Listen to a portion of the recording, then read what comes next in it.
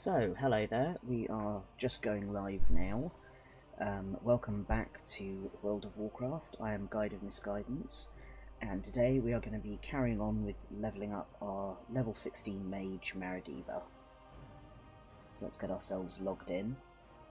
So, as you know from previous streams, we have had some trouble with connectivity, where the game seems to drop us out unexpectedly.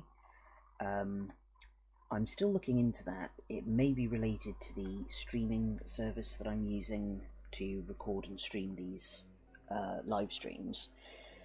It may also be related to the imminent release of Battle of Azeroth. The game has undergone several patches over the last couple of weeks that might be affecting it. It might also be my internet connection. We're still working on figuring out exactly which one of those things it is which is causing trouble. But until then, we're just going to carry on, and as we're questing by ourselves, it's unlikely that disconnects are going to cause us any serious trouble. So here we are. We're still in the Ghostlands. We're in Farstrider Enclave, and we managed to get up to level 16 last time, so we're making good progress. Not levelling up as fast as some people might, but still, I think we're doing okay. Oh, there's somebody over there. What mount's that they've got? That's very nice. That's a saber by the look of it. Let's see. Blue Shadowpan Riding Tiger. Very fancy. We'll wave at them. So this is something that World of Warcraft has, which it didn't have when I first played through these zones many years ago, is all accounts now have account-bound mounts. So if you earn a mount once, you can then use it on all subsequent characters. So for some reason our quests down the side here have all been hidden. So I'm just going to take a quick look and put them back on our list here so we can see what's going on. So we had a Noxu 10 last time, which was up here. That was a mob that was basically just too difficult for us to kill by ourselves. If we end up heading back up that way, we might see if there's somebody else around who can help us with it, but for now we're going to do Spirits of the Drowned, and we're going to jump into the lake that's just over here and kill some ghosts. I believe we also have to go and kill some mist bats and spiders, but we'll do that as things progress. So I'm now going to have the interesting, the interesting situation of using fire underwater, which seems a little bit counterintuitive to me, but I need to get closer. Okay, that one moved out of range. But I'm going to assume that mages know what they're doing with this. Magic, after all, is a great cure-all for these things. And, yeah.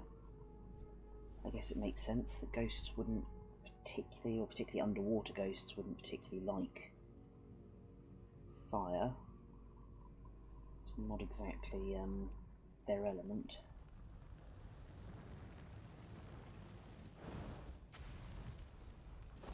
I need to target something first.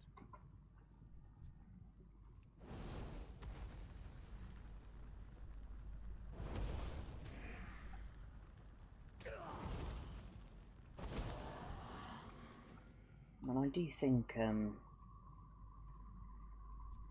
think that our general abilities are getting better. We've certainly seen I'm out of range. a little easier to handle, which is good. Sorry, I went a bit blank there for a second. I suddenly realised I've done the same thing that I keep doing in these live streams, which is pulling more things than I can handle, so... And there is the inevitable result, so... And again, as I've said before, this is a direct consequence of me usually playing hunters, who can pull a lot more in terms of mobs. And the reason they can do that is, of course, hunters have hunter pets which run around alongside them and basically absorb a lot of the aggravation that a high damage character does to mobs. So basically hunter pets are a bit like having your own personal tanks. And mages don't have that, shockingly. So, yeah, you'd think this is our 4th live stream now of levelling up Maradiva, and I still haven't quite got to grips with that. But there we go. This is part of the experience of levelling a low-level character. So over the weekend, I was watching somebody else levelling up a warrior, and the difference between levelling a warrior and levelling a mage is quite outstanding. Warriors, of course, wear plate armour, which is much, much tougher than the cloth armour that Maradiva's got on here.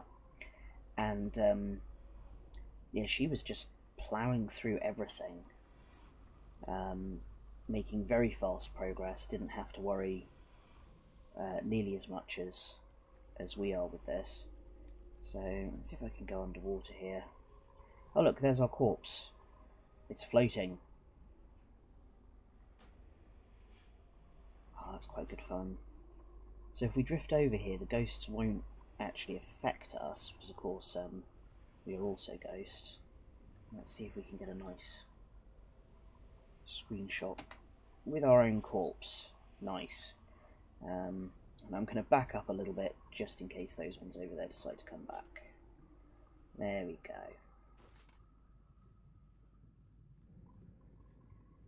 So I think what we might do is come over to the edge here, and maybe try not to get too much into the middle of everything. See if that helps my awareness a little better. Alright, hit it with that stick, you go on. And this is another nice thing, because the mobs indicate where they are. Even though I can't actually see that ghost, I can see that there's one there because of the lit circle beneath it, so I'm going to use that as a bit of a cheat.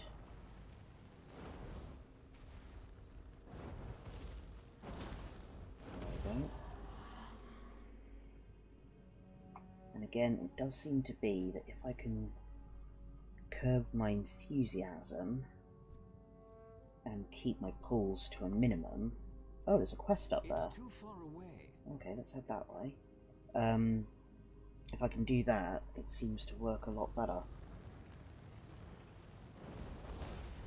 So yeah, the imminent release of Battle of Azeroth is quite exciting.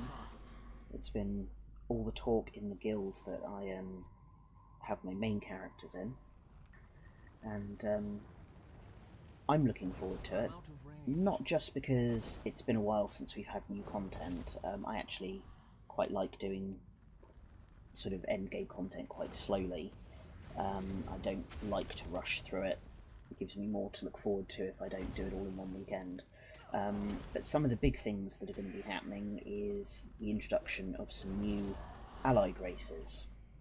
So allied races are a new thing that came in with the end of Legion, where if you earn rep with certain factions, you can unlock new playable races.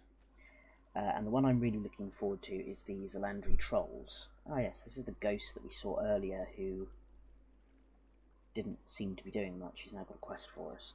So yes, I'm looking forward to the Trolls, specifically because their druid forms, unlike the other druids in the game, are actually dinosaurs, which is just the coolest thing ever. So, like many people, I will be grinding some rep with the Zalandri Trolls and hopefully making a Dino Druid, and when that happens I will probably do some live streams showing off those abilities. But for now, let's see what this guy has to say. The dark times will pass.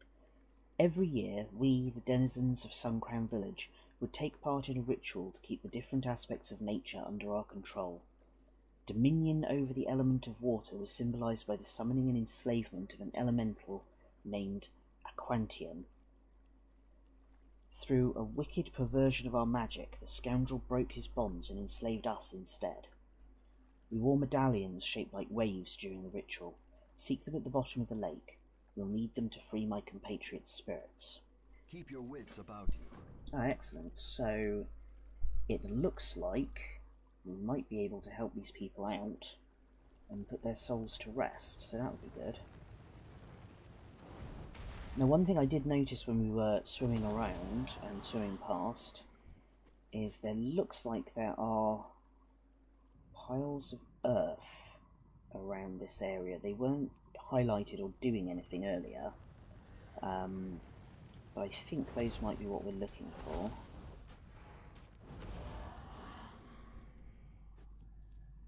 I'll just kill a couple more of these guys and see what we can find. I've got a comment in chat saying yay Dino Druids, and yes, yay indeed. It's going to be great. I personally have a great love of dinosaurs. I have done since I was a kid. It's one of the main reasons why I played a hunter in World of Warcraft originally, was so I could have some raptors as pets. Because I do think, deep down, that's what most kids dream of, is your own personal dinosaur or dragon. And of course in Warcraft you can have both, which is outstanding. Yes, I'm sorry, Maradiva. Here I am chatting away while you're looking for stuff to kill.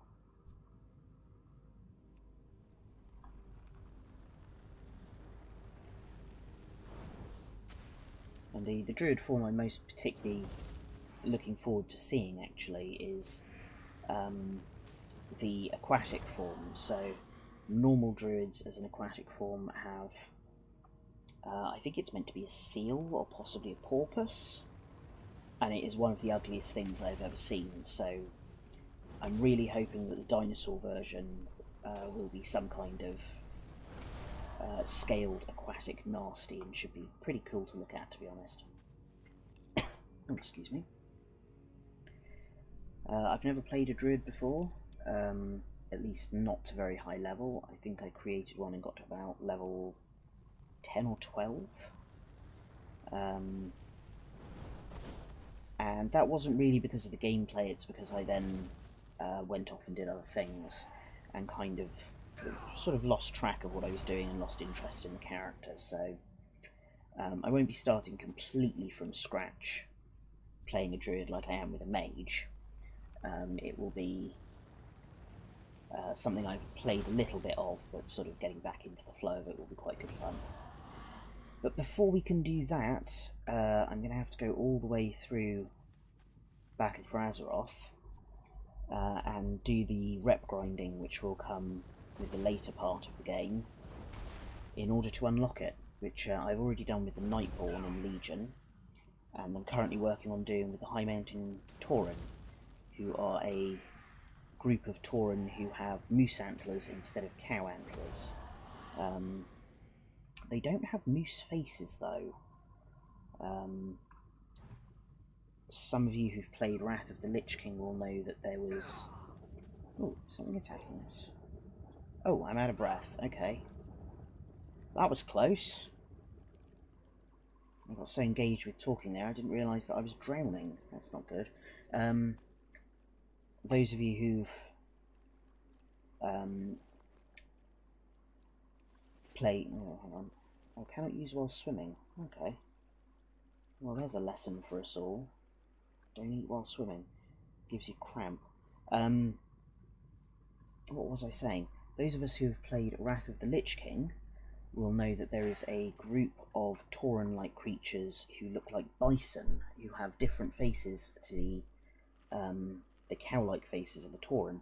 And I am a little disappointed that the High Mountain Trolls didn't get unique faces, that they are essentially just Tauren with different horns. But they're still pretty cool. They're a fun faction. I've enjoyed doing quests for them. I'm just not in any huge rush to unlock them, mainly because I honestly wouldn't know what kind I would actually end up playing, so it's on that list of things that I have in Warcraft that I will get around to doing at some point. So there we are, we managed not to drown, and we managed not to die, and we just need to get a couple more of these necklaces, and then hopefully we can help out these ghosts. So I do hope you all had a good weekend. I had a very nice weekend. We did lots of stuff. Very little of it was Warcraft. And that is another thing that I quite like with Warcraft, is there are days when you can't spend a long time playing the game, and there's still enough small things to do at top level that I can log in of an afternoon, do a couple of quests or a couple of dungeons, and then log out again, and it's a nice relaxing way to spend the evening. Or I can spend the entire day playing. It's a very versatile game style, the MMO style. Right, let's see what's going on. Enemies will fall. Have you obtained the medallions, Maradiva? The drowned still haunt this lake. Yes, I know, they keep trying to kill me. With these necklaces, we shall once again summon Aquantian. Aquantian? The rebellious elemental will pay, and our deaths will be avenged. I'm happy with that. That willful elemental ended many lives that fateful day when he revolted against us. By calling to the lowly Murloc to sabotage our rites, he subverted our magic and turned it against us. Show him our thirst for vengeance has not waned. Take these medallions and lay them at the altar of the tidal mastery at the bottom of the lake. Aquantian shall immediately answer your summons. Beware, Blood Elf. Without our magic controlling him, his wrath will be unrestrained. Destroy Aquantian so that we may rest. Farewell. It would be nice to beat up an elemental instead of beating up the local livestock and wildlife, so... Ooh, but I am going to kill you first. Can you even kill ghosts, or are we just banishing them for a short time? There's a question. There'll be some lore buff somewhere that would be able to answer that for us. I do wonder sometimes if I repeat these questions from stream to stream, I might go back and watch some of what I've done and find out. But these are always the kind of questions... Yes, I know it's too far away. Always the kind of questions that come up in this game when we do certain things. They sort of tick over in the back of your mind, you know. Right. So here we have Aquantian. Which again, I might be pronouncing wrong, I'm not too fussed. And he looks a little bit like the elementals that we fought before. What does that one do?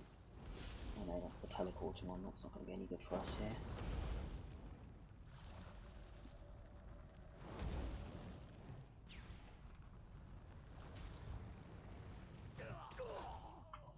Ah, that was disappointing.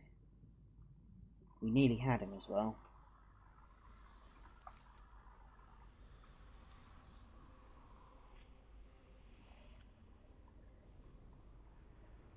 Alright, let's run back and have another stab at that.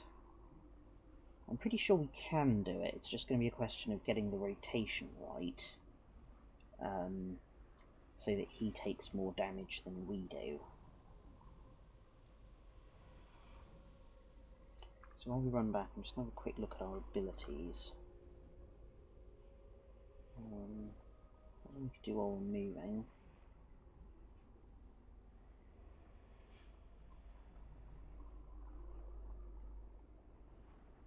So I think my problem there, was that I was using Pyroblast too much, which seems to be the one with the longest cast time. It does the most damage though. I think we might want to stick to Fireball.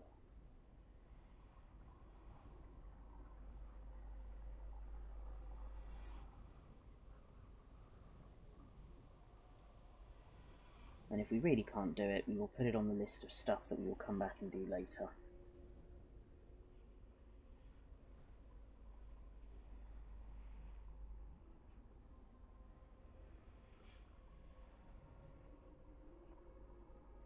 It's quite a long run, isn't it?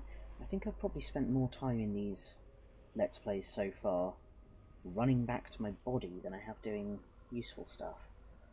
Hopefully that will change as we get higher level.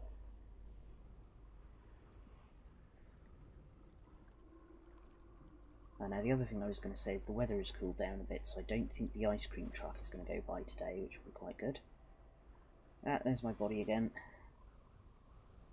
Right, so there's a ghost up there. Get over this sort of way. And we are going to try that again.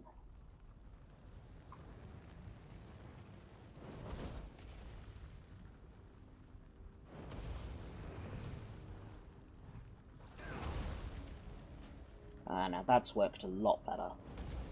So by getting that passive ability to trigger, we managed to do a much larger amount of damage in a much shorter period of time. So it looks like that was a little bit of a random number issue as opposed to just me being an idiot issue. So let's hop back up on here and hand that in. Let's get Marova back as well. The eternal sun guides us. Has Aquantium been destroyed yet? You've avenged our deaths and broken Aquantium's grasp on our souls. You may finally rest. Remember the sun well. Well, that was worth doing. Now, interestingly, these ghosts are still here. It would have been nice if maybe they'd disappeared as well, but it does mean that we can get in a couple of extra kills on our way back again.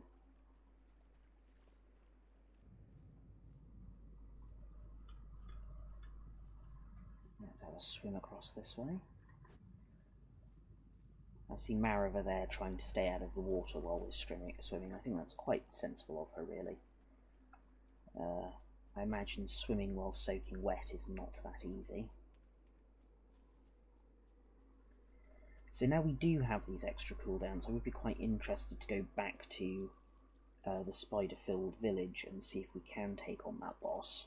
I won't be surprised if we can't, to be perfectly honest, but I'd like to give it a shot.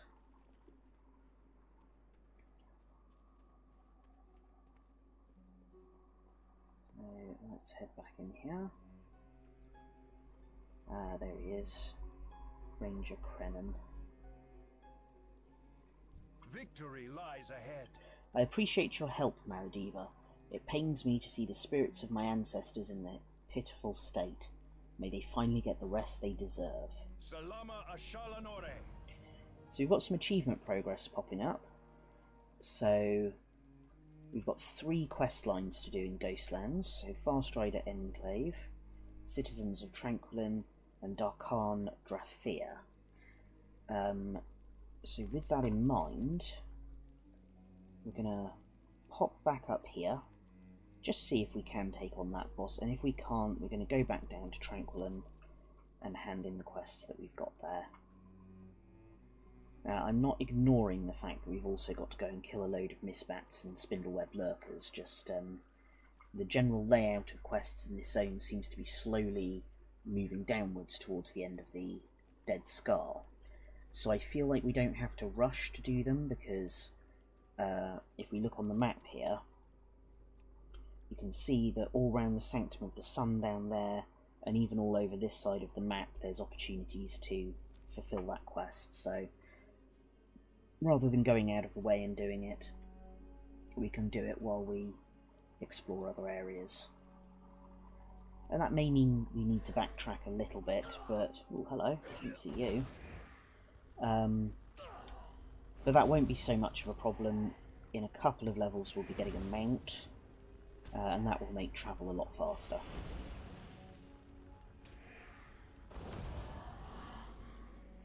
There we go.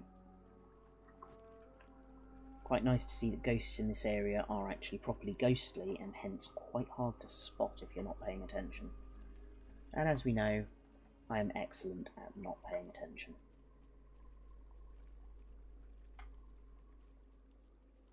How far off are we? Not too far off.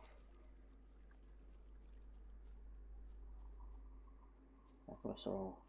well, those are probably not the vampiric mist bats. I think they might be the regular ones. And there's a ghost claw, because why not?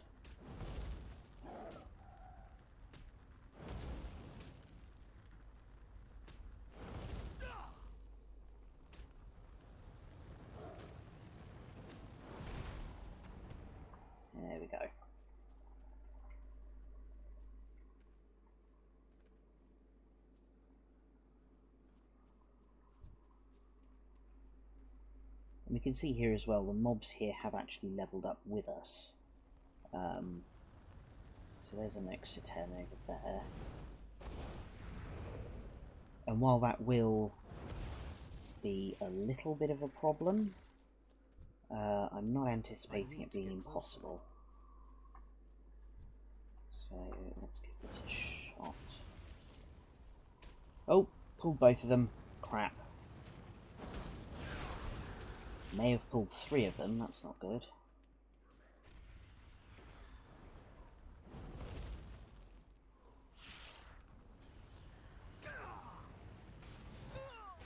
Yep, no.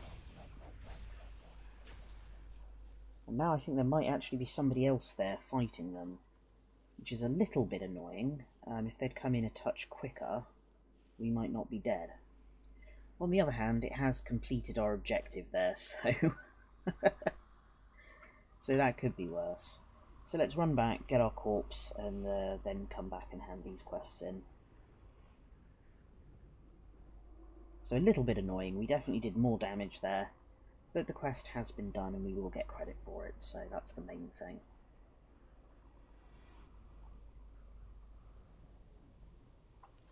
Let's see, it's actually dropped us fairly close to Tranquil in the graveyard there. So graveyards are dotted all throughout the zones, and depending on where you die, the game will automatically assign you to whichever one's nearest, which sometimes is very convenient, and sometimes is halfway across the zone. It really just depends. And if you're in a contested zone, or a zone that's predominantly lived in by the opposing faction, sometimes there's only 1 or 2 graveyards in the whole zone that you can even use, and that's always a joy. You have to go hiking for several miles to get back to your body.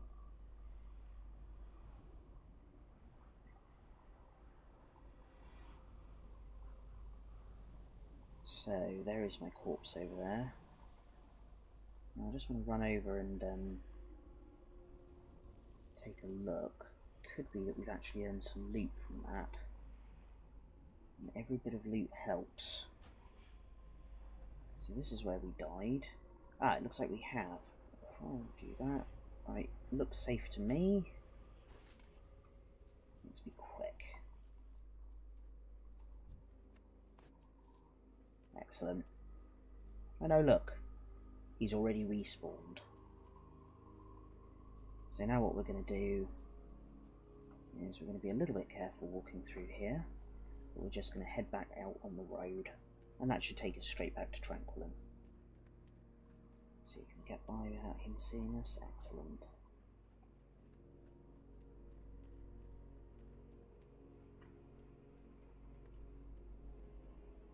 He was the fellow who actually asked us to kill an Exoten. I feel a little bit bad leaving him there, actually. It'd be nice if we could actually save him. But it looks like we're just going to leave him to die. Yay! But thus is the way of things.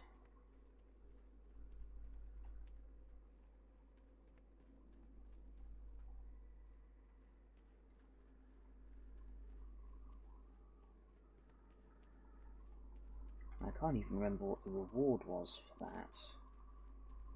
Oh, Vandril's hand-me-down pants. Lovely, second-hand clothing. Exactly what every elf wants.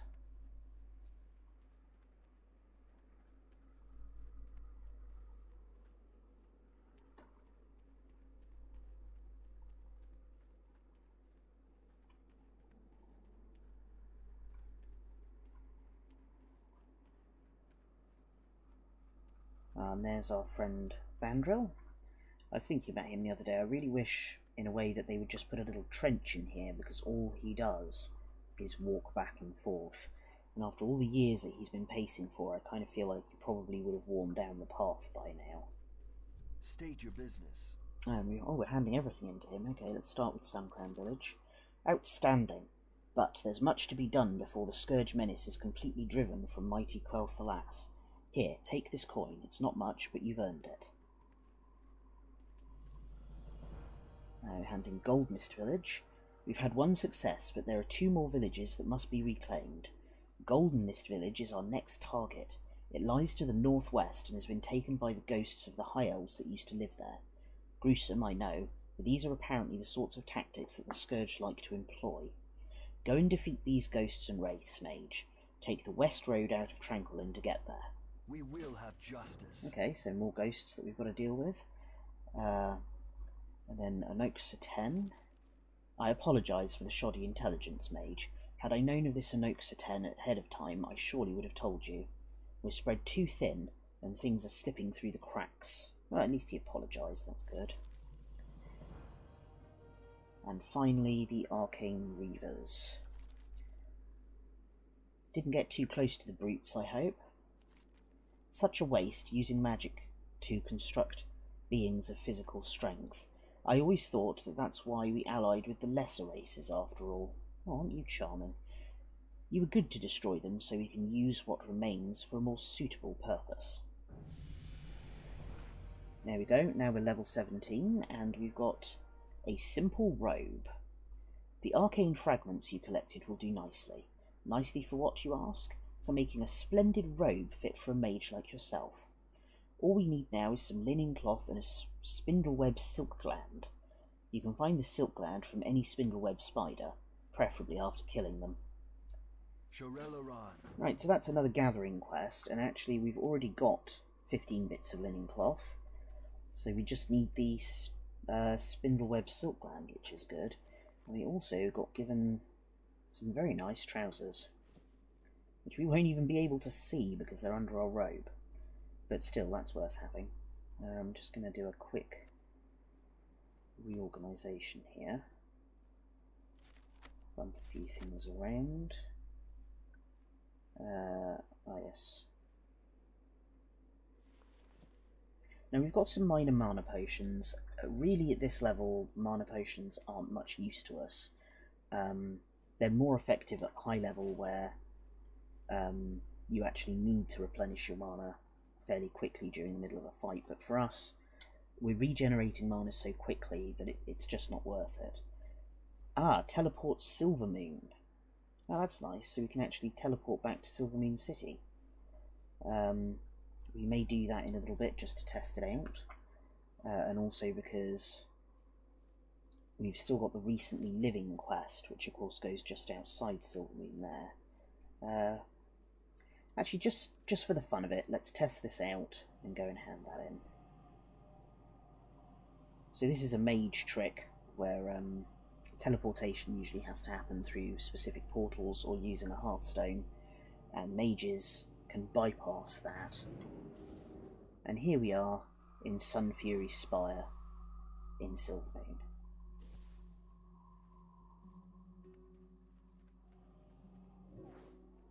And while we're here, actually, we can come here and say hello to Lothramar Thoron. He's the current head of the Blood Elf faction, and here he is with Haldron Brightwing, who's the Ranger General, and Grand Magister Romarth, who is a mage. I like the fact that it also says here that he's a boss and doesn't give him any other title. Baladash Malanore. If we pay our respects to him, and I believe we might be able to speak to him. The eternal sun still guides us. Be strong. Kael'thas has betrayed us, and what we know is in flux, but do not lose heart. We will endure as we always have. Arthas did not crush our spirit when he swept through our land, and neither will Kael'thas. Let it serve as a lesson to us all as we move forward to our prosperous future. He's a great diplomat, and I personally... I do for Quel'Thalas. There we go. He's a great diplomat, and I for one would be quite happy to see him become war chief at some point, particularly for those of you who know... Oh, look at this, I feel very important walking out here. Who know about what's going on with Lady Sylvanas, who's the current war chief. Although speaking of war chiefs, there's a fun thing that you can do, where you can visit lots of different zones, and if you do them in a certain order, you can meet lots of different war chiefs. I don't think there's anywhere where you can meet Thrall as war chief anymore. He was our original war chief. But you can definitely meet Vol'jin in some zones. Vol'jin is actually now deceased. And I believe there's another war chief, Hellscream, who you can meet as well. Who are you? Oh, I thought that was his hair, but that's not. That's the back of his hood. That's very cool. I like that. So yes, if you go to different areas, you can actually slip in and out of different parts of Warcraft's history and find different war chiefs. At least one of which by this point is actually dead. So that's a bit of fun. That's a very nice robe that he's got on there. And this is another thing with the transmogrification system, which I adore, is you can go to different parts of the city, you can find people that have constructed outfits and look at them, and it's infinitely fascinating to me what people decide to dress their characters in, now that we don't all have to be clones at top level. So the reason why I'm coming this way is I want to go to the Silvermoon's finery shop and take a look at what we need to actually make some items. Because there will be somebody here. Here we go. I know, he's a bag vendor. But one of these two, I think, should be able to sell us items that we need. What do you seek? Well, we could buy cloth from them. Remember the sun well. Everything has a price. Oh no. Farewell. Do you sell trade goods? Do not loiter. You don't, but you do sell bags. An 8-slot bag. We could probably afford a couple of those, but I think I'm going to hold off for just a minute.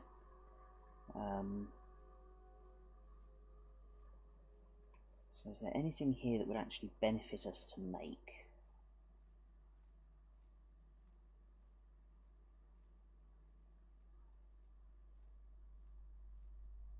Not really. So what we're going to do, I'm going to make some more bandages, because we are actually finding them quite useful still. And then we're going to make some bolts of linen cloth, and I'm going to go and find some thread.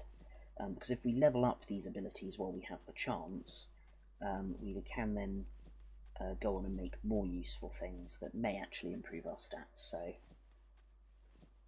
let's start with that, and then let's make 35 bolts of linen cloth. That is a lot of linen cloth. Though actually we're not going to make all of that, actually, if I just stop that, because I've realised we've got to keep 15 pieces back for that quest. So how many does that require? 2, so I'm going to do a little bit of mental maths and hopefully not mess this up.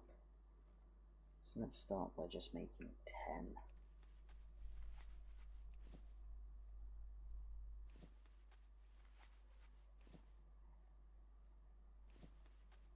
Because it would be unfortunate if I used all this up while we actually got it and then had to go and kill more mobs in order to try and get it back.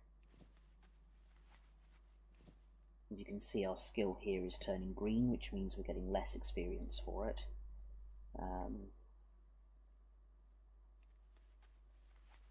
But it will still be levelling up right until this bar here goes grey. And our tailoring is now up to 46. And when I actually find the tailor, who's got to be around here somewhere, I could have sworn he was in this part of the town. It might be in the next one over. When we find the tailor, hopefully we'll be able to buy some new abilities. So, right, what's in here? Ah, yes, here we go. Ooh, it was somewhere around here. Anaria Shola. So, and here we've got a few more things that we can learn how to make, including a white linen robe and some more coloured shirts. Now, I don't want to buy all of these, but what we can make is a 6-slot bag. Given that we've got a couple of 4-slot bags, that would actually be very useful. So we'll do that.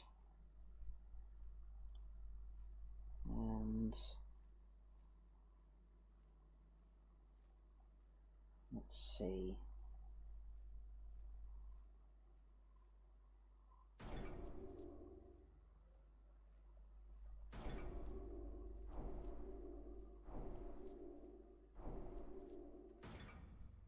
I don't want to waste all my money doing this, but at the same time, it's definitely worth leveling up. So the next thing, when we hit 78, and for a hefty price of 27 gold, we can get Cataclysm Tailoring.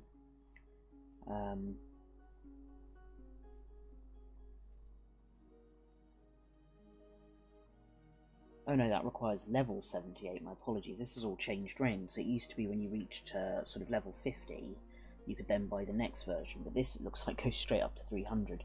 So my apologies, that's me not knowing how things have changed. So, oh, we've got those two as well. So, The reckoning is at hand. yes it is. Let's take a look at our tailoring skills. So we've got some linen cloth, but we need some coarse thread. What's that tab? Oh, this is all the stuff we haven't learned yet, fair enough. And then let's take a look. That might be worth making. Those aren't really worth us having. Neither's that. That's exactly the same as what we've got on. And these are cosmetic items, so we can just make some basic shirts. So we could go for a red or a blue one. What about a robe? No.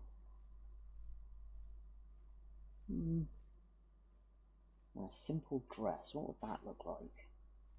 Oh. Interesting double belted look going on there.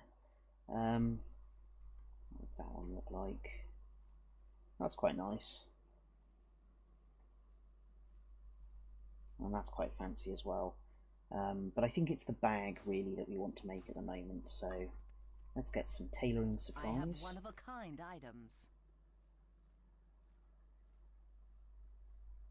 Let's buy 10 of those. Stay the course. And let's make a couple of bags. So I'm going to make 2 of those.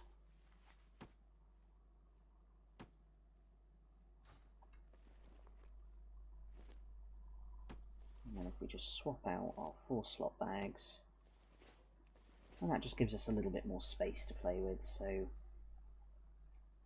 what I'm going to do is move our crafting reagents into there. And I don't think I've got any other green items at the moment that I can deconstruct to get more crafting reagents. So we won't do any more of that. Let's take a quick look here. Is there anything else we can make that would actually be useful?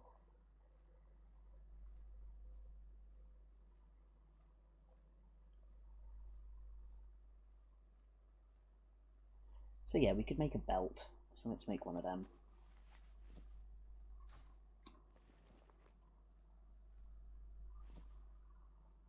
So I'll put that on. And Choose wisely. I think if we make ourselves a shirt as well, just for the hell of it. So a blue linen shirt requires blue dye, what a shock. And a red one requires red dye, so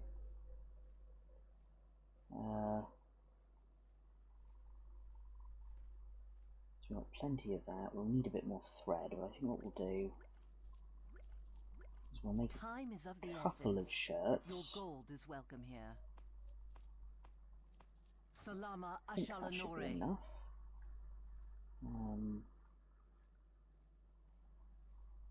Yes.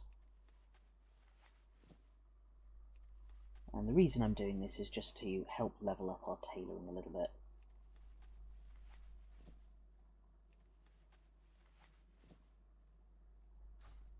And then I think what we'll do is we put on one of the red ones. There we go, very Christmassy. Actually, let's see what a blue one looks like. Also quite fancy. But I think the red one goes with our outfit a little bit better. And then I'm going to take these two that we've made across to the auction house and see if we can sell them. I'm not entirely sure what the going price is at the moment. And I've got a message here in chat. Yes, hello. It's nice to see you. Thank you for joining us. And welcome if you have just joined us. I'm Guide of Misguidance, and we are playing World of Warcraft, and we are levelling up a mage. I say levelling up, actually. At the moment, we're going to sell some stuff. This is the auction house. So we can't sell items that are soulbound, so the two shirts that we've equipped are now soulbound, so I'm just going to see what the current going price is for a blue linen shirt. It looks like about 1 gold, 1.5 gold. So what I'm going to do is be very sneaky and just quietly undercut the competition. Which, to be honest, is very much how this is supposed to work. The whole idea of the auction house is that it's dynamic and that it responds to what players do. So a red linen shirt apparently is more popular, and people are charging 3.5 gold for it. So for that, again, we're going to undercut a little bit, but not by much. And we'll just see if anybody wants them. Let's just see if I've got anything else in my bags that might be useful to people. So, crafting items like coarse thread and the bolt of linen cloth, you can sell those. We're going to keep hold of those though. What we do have here though is some meat and a little bit of light leather, which we've got no use for at the moment. So we're just going to take a look and see if anybody is buying it. And the answer there is not really. 8 silver, 52 silver, so that's what, about 4 silver each. We can give it a shot, but I wouldn't expect this to sell. So I'm only going to list it for about 3 silver an item, and it's always important to change that from per stack to per unit. So even if you are selling a load of it together, it'll still go up a little bit. And for some reason that didn't work, so never mind. We're selling our lynx meat very cheap, and I'm going to try that again with something else. How much is bat flesh going for? Ooh, that seems very overpriced to me. But hey, if people are paying actual gold for it and not just silver, we're going to give that a shot. The worst that can happen here is that our items get refunded to us. And finally for this light leather. So, about 25 copper a piece. I think I'm going to sell that to a vendor. I think that would make more sense. And then the other thing I'm going to do while we're here is the Bank of Silvermoon is down here. And I'm going to go and put a couple of items, specifically my old bags, into the bank so that we can use them later on when we expand our bank slots. And it's a cheap way to get a bit of extra space when you finally need it. So I'm just going to pop these in here. And I'm not sure we've got anything else that we particularly want to put in the bank right now. I guess we could put our blue linen shirt in there. And then the rest of this stuff in this bag here we're going to just sell. Remember the sun well. And I believe, if I remember rightly, it's been quite some time since I've done this, but we should be able to cut through the side here. You can see there are quite a few people standing around. There's the innkeeper for this particular tavern. And we're just going to sell her all our stuff. But there are role players about here. We've seen a couple of them, we just ran past them in the square. So having done that, we're going to go and hand in Recently Living. And then we're going to head back to Tranquillin, possibly via Goldmist Village. We'll take a look at the map and see what comes up first. Ah, and we've just got a message. A buyer has been found for your auction of blue linen shirt. That's good news. So we've got a little bit of money coming in. And the auction house is a really good way to make cash if you've got the time to spend listing stuff and relisting stuff. I certainly do it a lot with one of my higher level characters.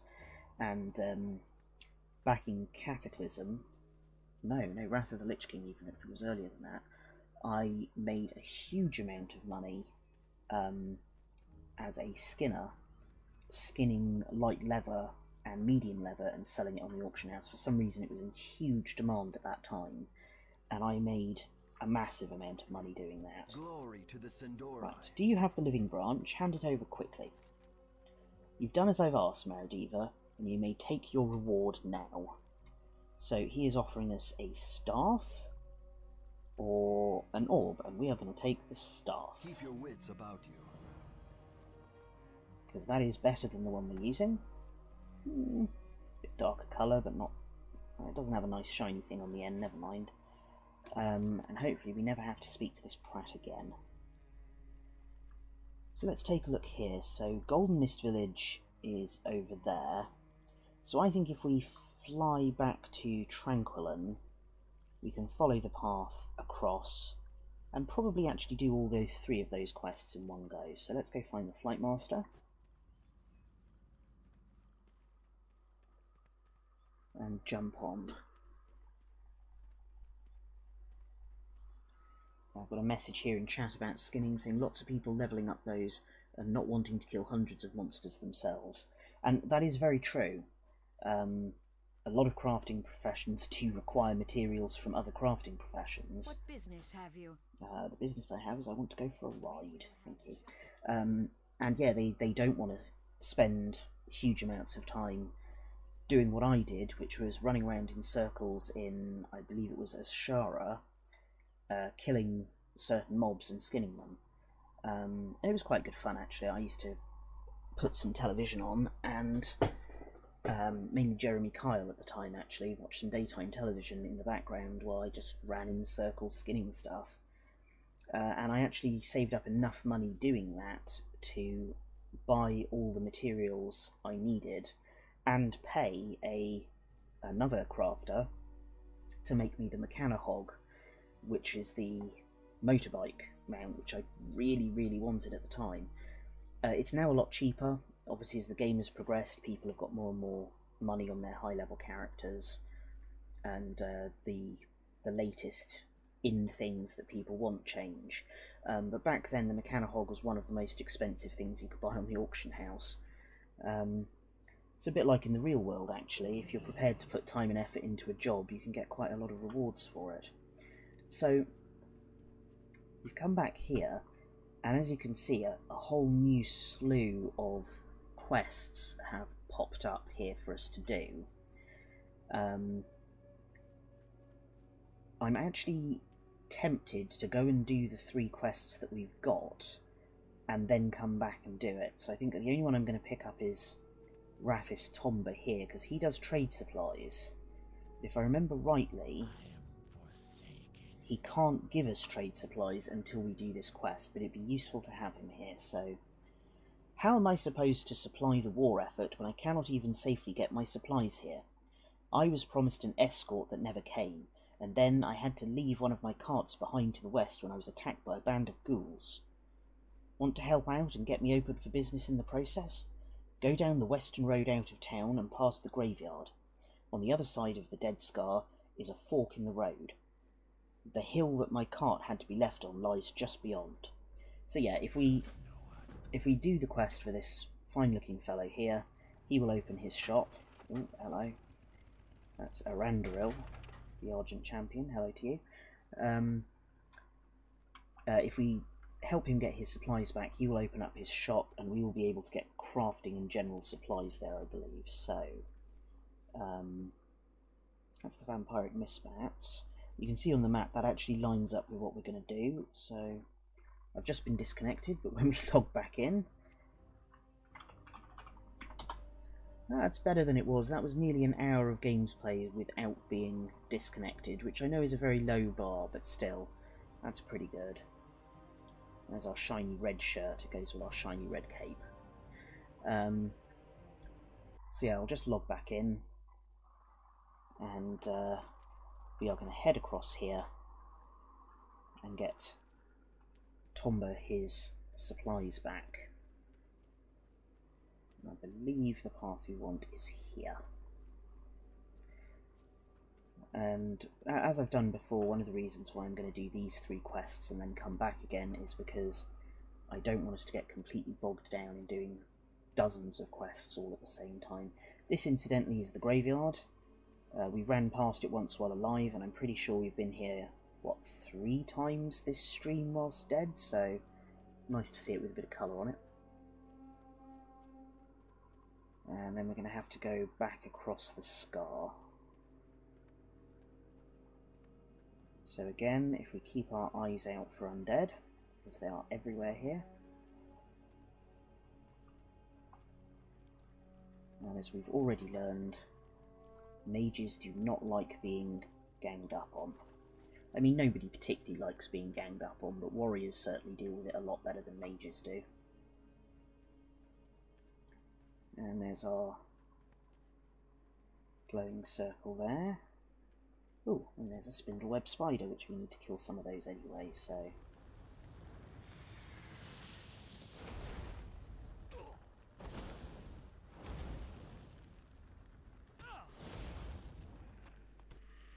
Ooh, a crunchy spider leg, how nice. And once again, it's actually taken all our quests off our list there, so... oh, didn't we have another one as well? Ah, yes, that's it. Ah, that's interesting. So what we actually have to kill for curbing the plague is spindleweb lurkers, not just spiders. So I'll have to keep an eye out for some of them. I assume they will be lurking somewhere. I need a target. Okay. I'm out of range. Oh, hello. Who are you? Oh, that's somebody relatively high level and not supposed to be in this zone.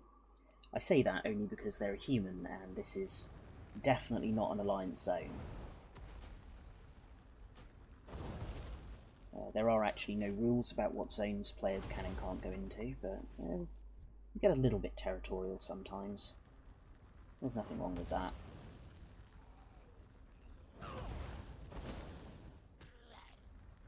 This delightful looking creature.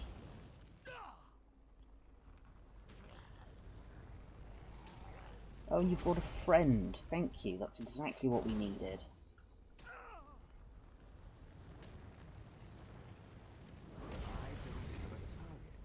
Why does that always go off when we don't have a target? There we go.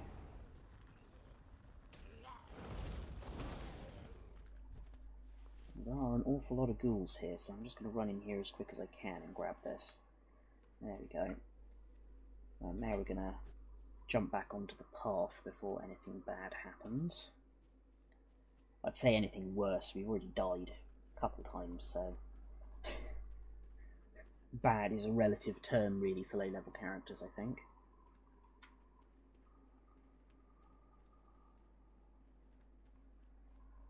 So...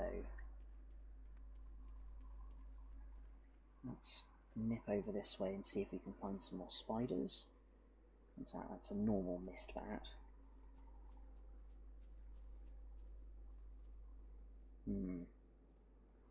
So I can't see any spiders instantly. Whether that means somebody's been through here and... ah, there's one. And killed them, or whether there just aren't that many of them is quite hard to say, really.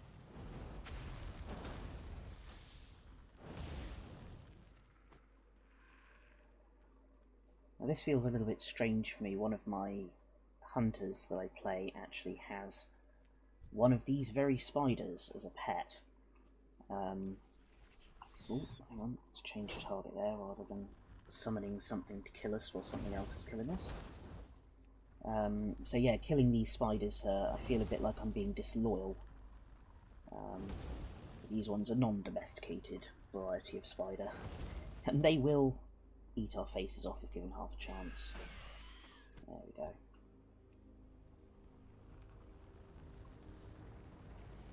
It's too far away. Oh. How about now? That close enough? Thank you.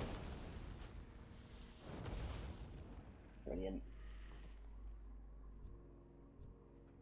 So I'm not sure how many of these we're going to have to kill before we get a silk gland, but as with all these things, you just keep going. I need to target something first. Get a bit closer to that one. It'll run off again.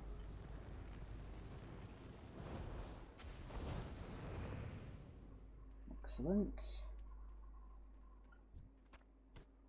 Ooh, a crunchy spider leg. That sounds delicious.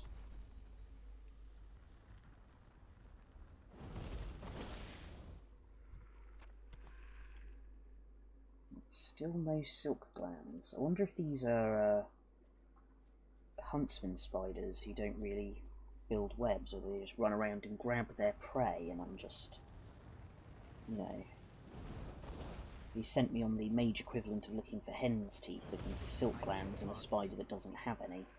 It wouldn't surprise me, as we've seen already, some of these mages are dicks, so... Come on, hit it with a stick. There you go. Ooh, sticky goo. Lovely. Any more spiders? Shout if you see one. Any more? Well, I think that's all the spiders over this way. Let's try going over here.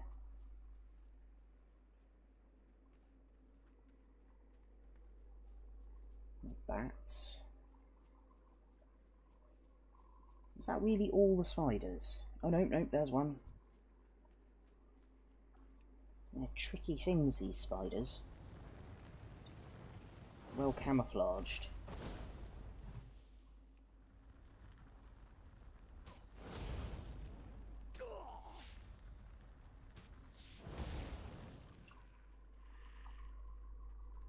And there's another one up there, so let's head that way.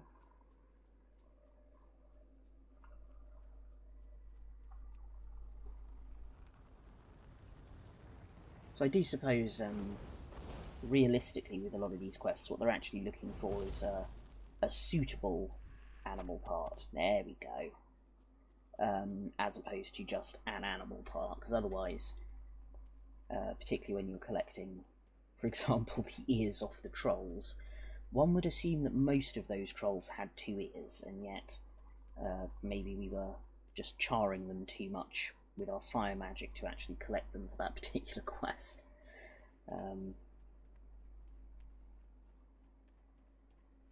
So now we're going to head into this village and kill some ghosts and other slightly confusing things.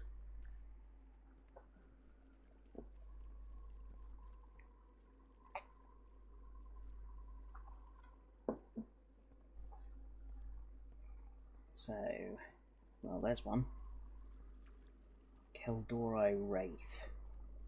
So the Keldori are High Elves. The Sindori are the Blood Elves, which are a slightly different faction. So these presumably are, well, ancestors of the Blood Elves. Or at least deceased ancestors of the Blood Elves. You. And actually, woo, hello. Wasn't expecting that. And these ones, actually, looking at them, they've got very night elf-like models, which is curious. They don't really look like blood elves. That's interesting. I'd try and get a better look at one, but they are quite homicidal, so...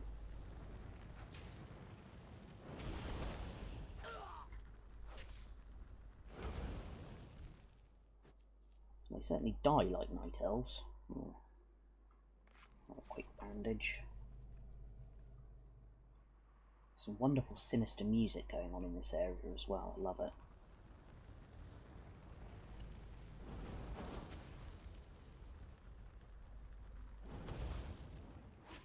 Oh, you brought a friend. Thank you so much.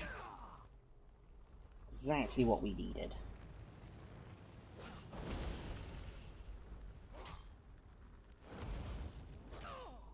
Go on, hit him with your stick, Maridiva. You can do it. Ha, good job. Right, let's have a cookie. I had forgotten how much time you spend at low levels eating and drinking. Apparently when you hit the top end of the game, your character decides that they no longer require food, and you can go for surprising periods of time without needing to do this, so it's sort of the end game crash diet. Incidentally, not a diet that I recommend. Another diet at top end gaming, which I do not recommend, is the opening weekend diet, where you consume nothing but fizzy drinks and biscuits for a week and a half while you play the new content, which is another reason why I personally like to spread out new content, because it's generally just better for my health. How many more of these do we have to kill?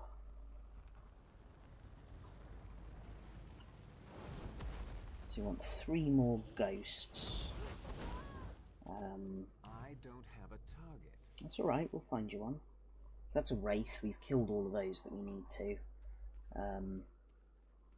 Let's find some more ghosts. I think ghosts are the one in the robes. Wraiths seem to be the ones that look a bit like rangers. I might be completely wrong. Ah, and there's somebody else here as well. Hello. Who's that? Oh, that's Arandaril. We saw him earlier running around on his chauffeured Mechanahog, I believe. So, hello Arandaril, if you ever end up watching this, nice to meet you.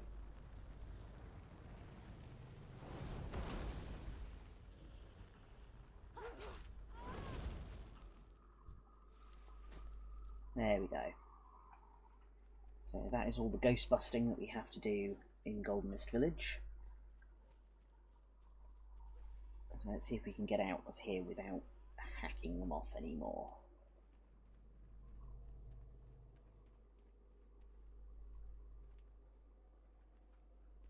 So again today I'll be streaming until about 4 o'clock local time, which is about 5 o'clock server time. And if you want to dive into the game and come and find me, I am on Argent Dawn in the EU. And yep, here we are in the Ghostlands. So let's take a quick look at our map. We could pop across the river and kill some mistbats and spindleweb lurkers, but I think we're just going to head straight back up the road, back to Tranquillin.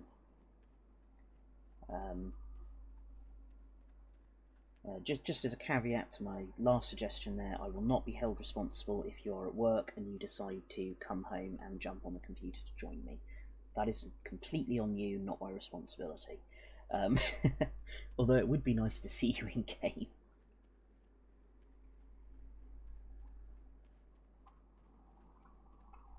And certainly I'm sure all of us that play video games have heard horror stories of people who've completely switched off their lives purely to play video games. I've known people that have done it, and I've actually had an experience myself where I didn't lose a job or quit a job to play video games, but certainly when I was very ill and I didn't have work, I spent an awful lot of time playing various games like this. And that was around the time when I started playing World of Warcraft, actually. And it for me actually was quite a beneficial process. It made me get up, whereas before I was spending all day in bed, and it gave me a little bit of a sense of purpose, which helped me get through that slump with my depression, and actually in the long run was probably quite good for me. Other people have gone completely the other way, but as with all these things, when you hear about gaming addictions, you hear about people who become obsessed with games. These are people going through moments in their life, or who have certain personality types who, if it wasn't a video game, it could very easily be something else. That was a very fancy horse that just jumped over us. And I think there's an awful lot of judgment levelled at people who are addicted to video games. where there's almost they're almost mocked for the fact that it's video games, like this is something that's easy to get over. An addiction is an addiction, and I think that's very important to remember. That was quite a good time to get logged out, actually. We weren't doing anything at all. So let's get back in. Hand this fellow his stock back so he can open a shop. Hello. That better be good. Just as soon as I get the rest of my supplies, I'll be open for business. The forces here aren't going to get very far if they can't purchase what they need to ply their trades. War zones can be such profitable places, wouldn't you agree, Mage? Now, did you manage to fight your way to my cart through all of those ghouls? I certainly did. With the rest of my supplies here, I can finally open shop. I'm sure that the High Executor will be most pleased to hear that the war on Dakan and the Scourge can commence. And of course, there's a small matter of your recompense. Very well, Mage, here is the coin that I alluded to. Be sure to drop by should you find yourself in need of any trade goods. Our time will come. So now, if we click on here, Speak quickly. see we've got all kinds of things, including coarse thread and fine thread that we can actually use. Green dye, red dye, all of that stuff that we need. Victory for Sylvanas. That's a point, actually. Just while we're here, let's take a quick look at enchanting. Minor health. What was a ruined copper rod?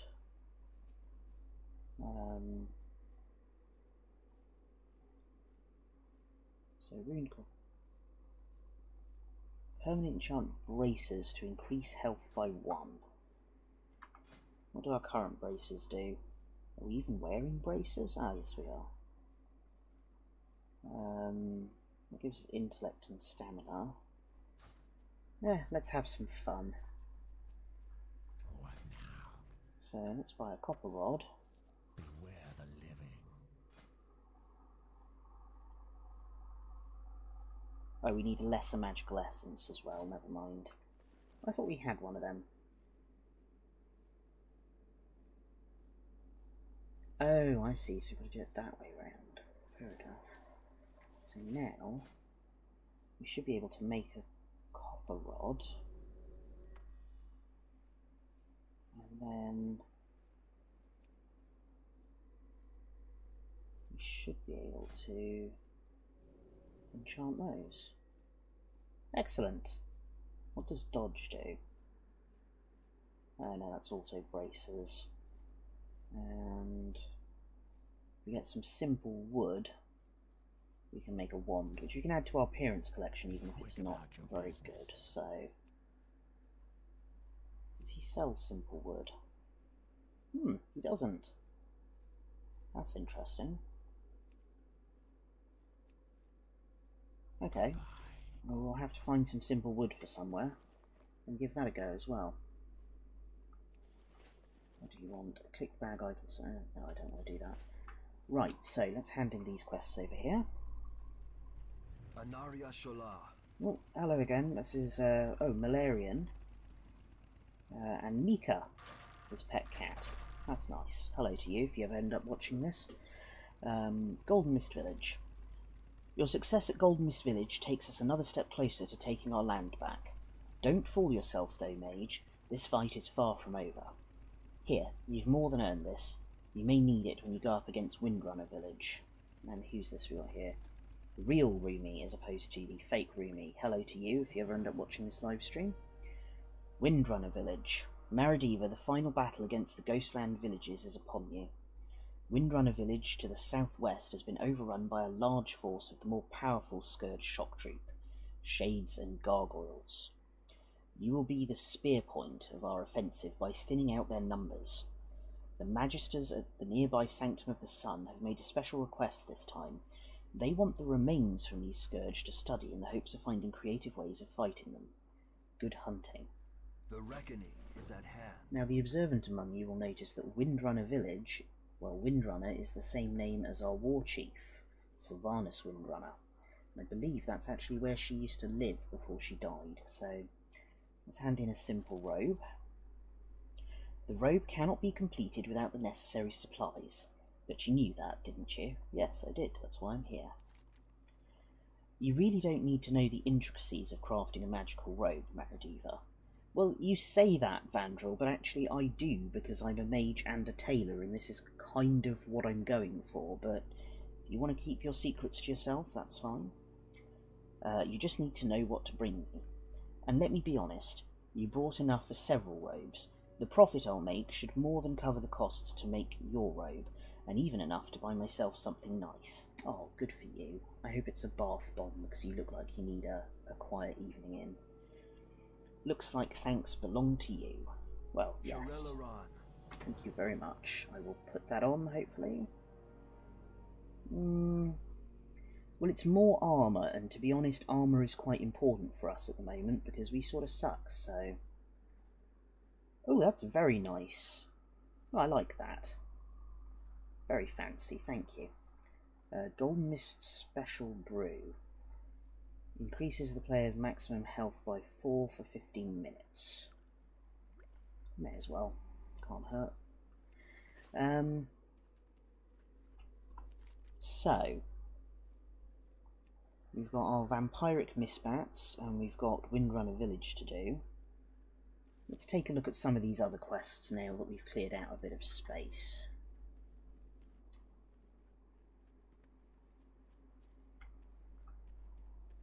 So, Magister Deranis.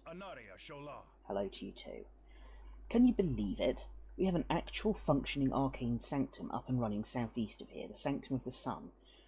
All manner of important magisters have come to take part in running it. Of course, they've all forgotten about the Sanctum of the Moon. Not much remains of it, and its energies have given rise to bizarre creatures.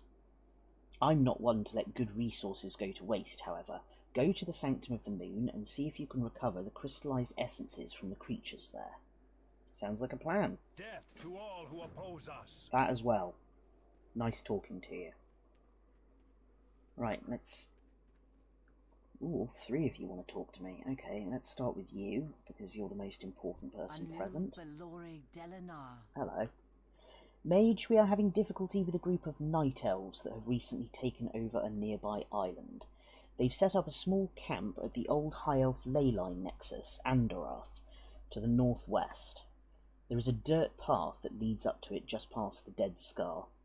I suggest that you lend us your aid by going there, investigating what they are up to, and slaying as many of the conceited night elves as you can. Not sure we should be talking about conceit, but I will do that. And now, the High Executor. Hello. What would you ask of death? Mage, I want you to reclaim Windrunner Spire. Well, that's good, because I'm heading that way. It's an honour, really. Windrunner Spire is the original home of Lady Sylvanas Windrunner, Queen of the Forsaken and former Ranger General of the Elves. But now it's been overrun by the mindless Scourge.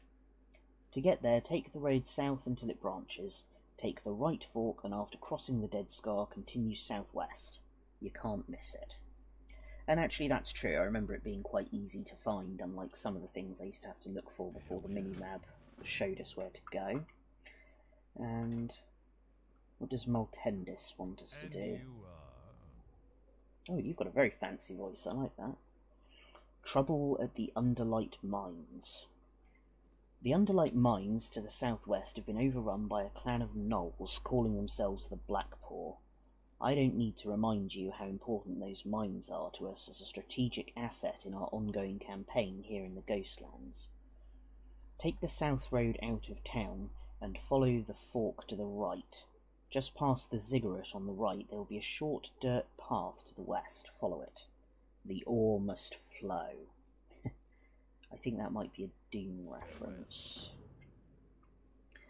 Right, so we've got that going on. So that's good. We're getting stuff sort of in the same general area. Sort of definitely this left-hand side of the map. Let's pick up a few more, see if we can get a bunch together. Who's over here? We've got another undead. Rathiel. Hello. Speak quickly. Aren't you handsome? If you've made it this far, how are you talking? You literally don't have a lower jaw. Ugh.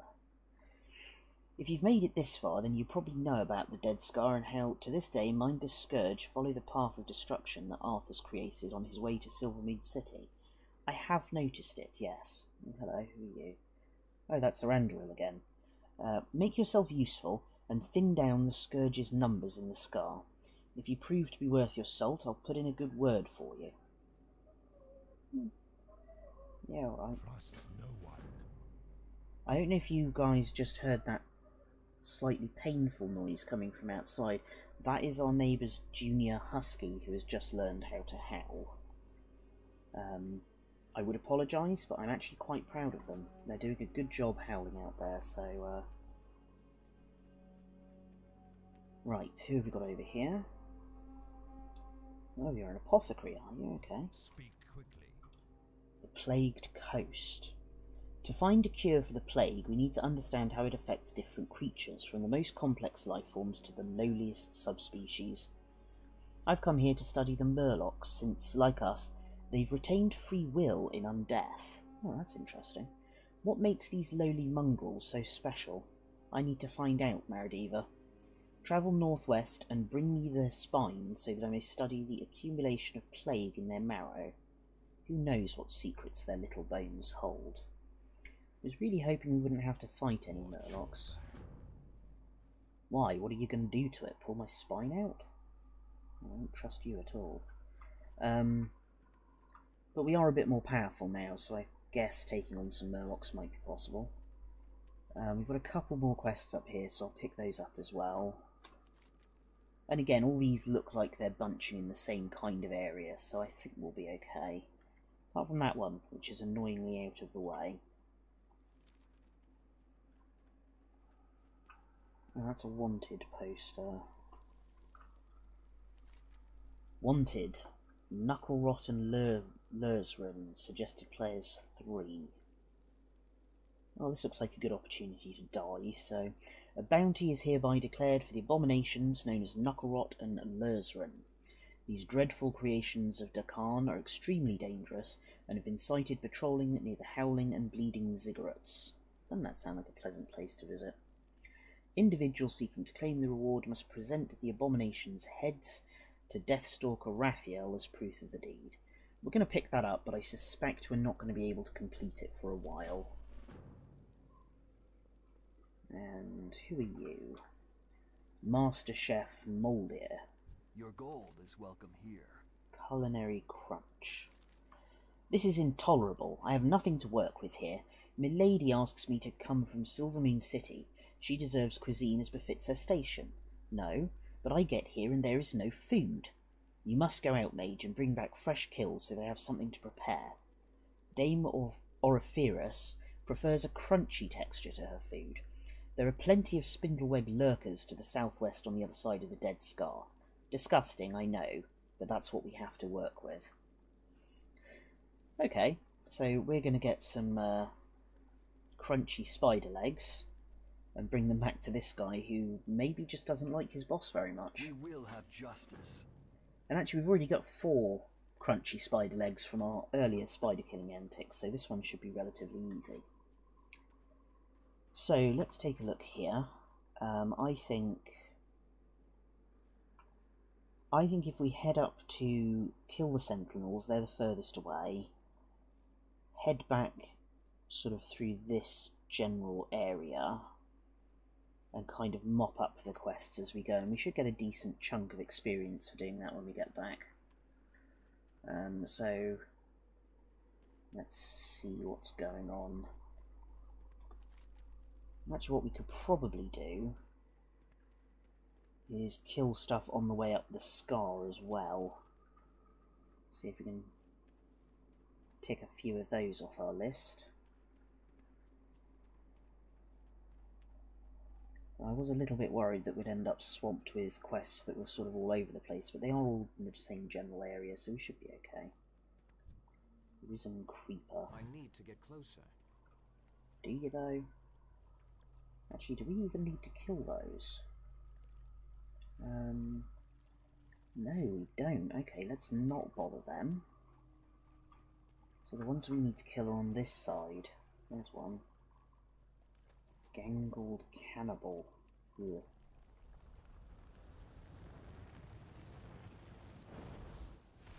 I've always been quite impressed with Warcraft at how, even with their cartoony style, they've managed to make the undead look quite nasty.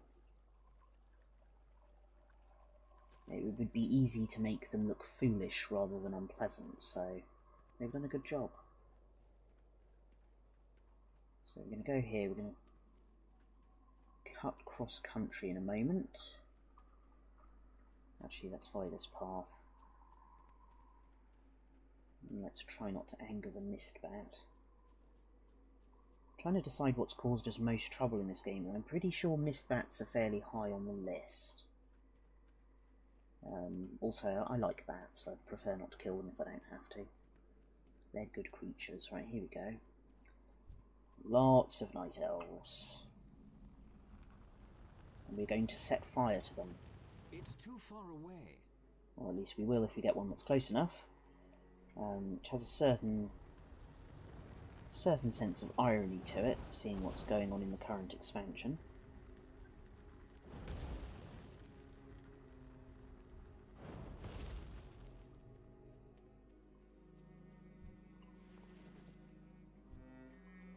Got some wool off them, so I guess wool is going to be the next thing we should be able to use with our tailoring.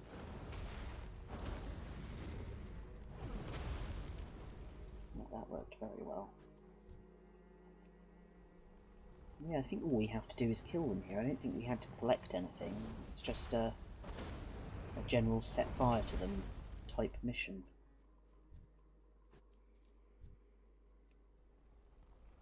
Looks like they're trying to set up something in the middle there. I'll take a better look at that in a minute. That. It's quite impressive. Well, whatever it is, I may have to come back here later and set fire to it. Because fire solves everything, apparently.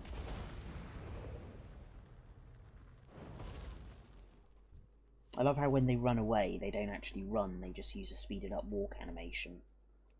Kind of makes it look like they've cracked themselves and are trying not to cause themselves any more distress.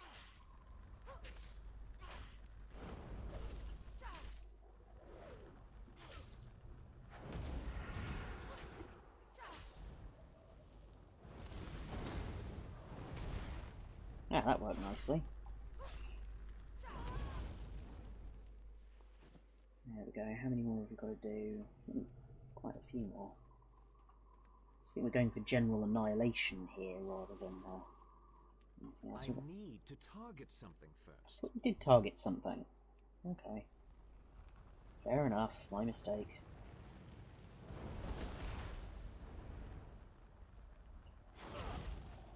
Now, it occurs to me that I could have been using Blink to get around instead of running everywhere. So I might try that in a minute if I can remember.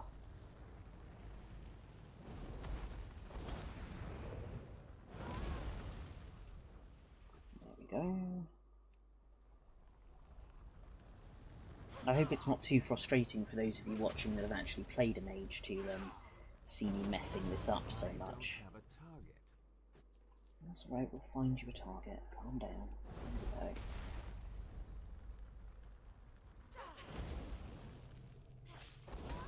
I like to think that I'm slowly getting better at this the longer we play. I might be completely wrong.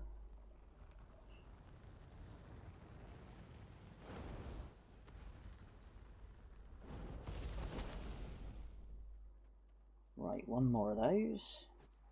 Hello. It's your lucky day. You won a fireball. Boom! Actually, 2 fireballs. Lucky you.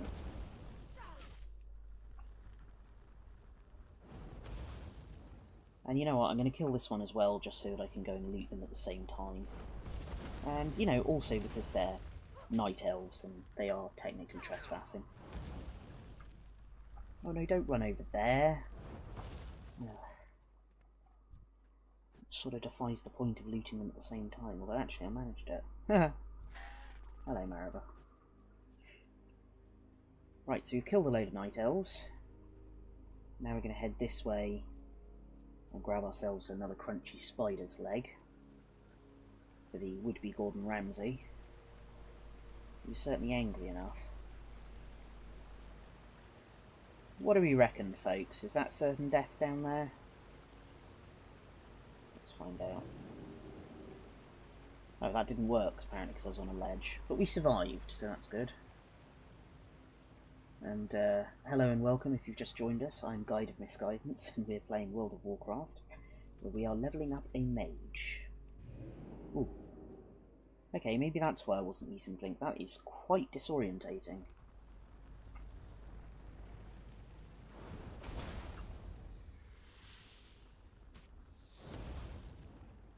Come on, you've got 8 legs. One of them must be crunchy. No, apparently just gooey. Gross.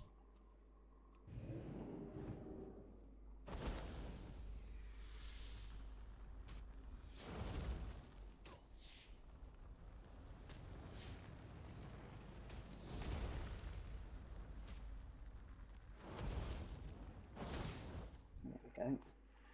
No, more sticky grossness. Now, to be fair, I've actually owned tarantulas in the past, and they're not actually that gooey. So I don't know what's wrong with these ones. Maybe it's something to do with the plague.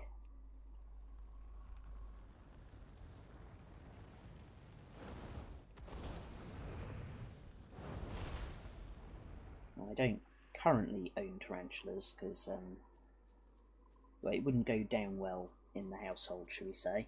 But I do own snakes. And snakes are pretty awesome. Also, to be fair, not very gooey.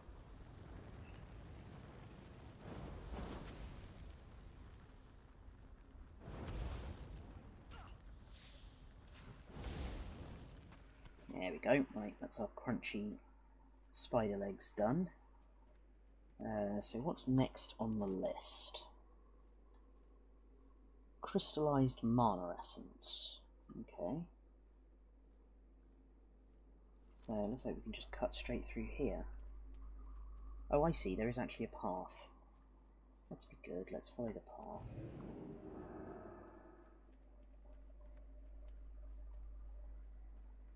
I wonder if I use Blink often enough, if when I log in with my hunter I'm going to be confused because I can't do it. Look at that. Right across the middle of the path.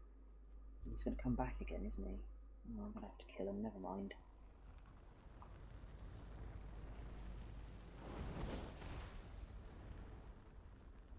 Sorry, Bat. It's not personal.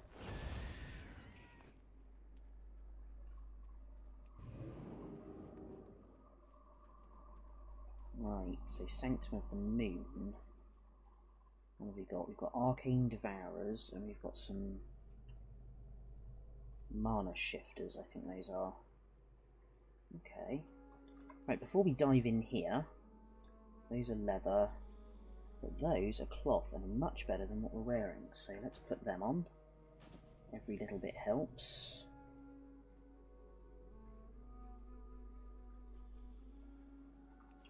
And then let's start killing some of these.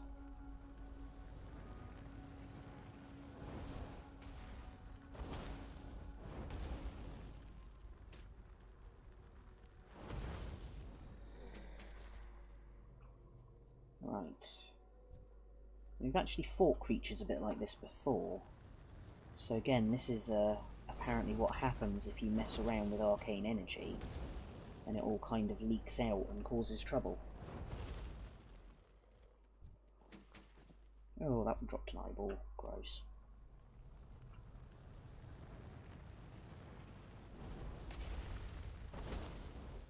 I suppose that must be one of the joys of being a Magister, is you can afford to get other people to go and collect body parts for you, instead of having to do it yourself.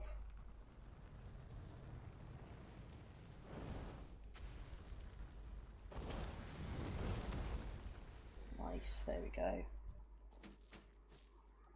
think we're definitely getting better at this rotation though. So on the off chance that in the future somebody watches this who's not played MMOs before, I need to get closer. ooh, wandered out of range. A rotation is the order that you use your spells in or your abilities in to get the most damage out of them. Something first. And if you get your rotation right, it can make things an awful lot faster. And if you get it wrong, as I tend to, you die, to be perfectly honest, because things just eat you while you're doing it. There we go.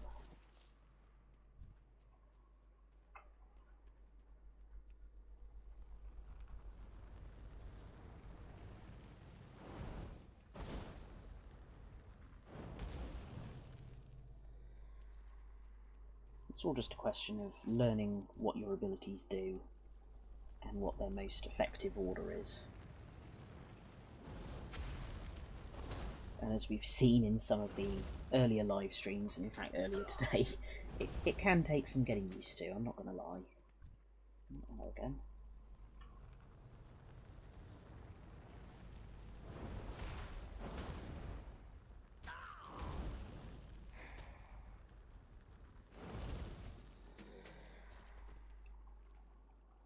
I'd be quite curious actually just to go and take a look inside this building, so I'm going to try and kill stuff as we edge in that general direction.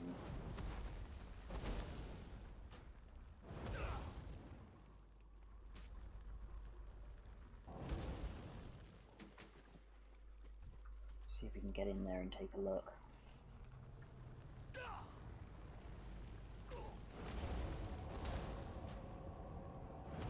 You never know, there might be another chest in there.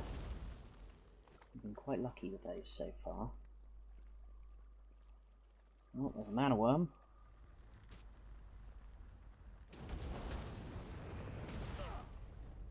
Oh, did that not kill it? There we go, so let's have a look in here. So again, this one's definitely seen better days. Can't see any chests though. Let's take a quick nosy up here. Hello.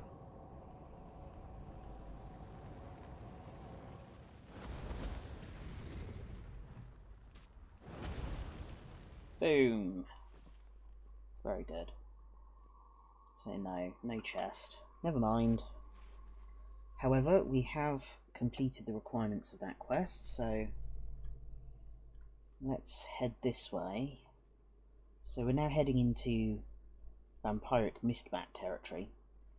I think what we're going to do is we're going to follow the river, do the murlocs, and then do all that as we come back round. I think that would be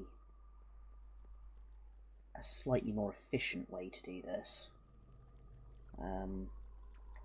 Also, the river is a nice, easy landmark, to be honest.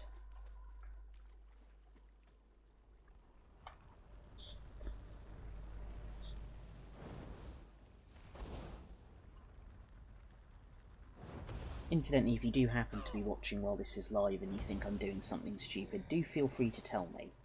I am open to suggestions.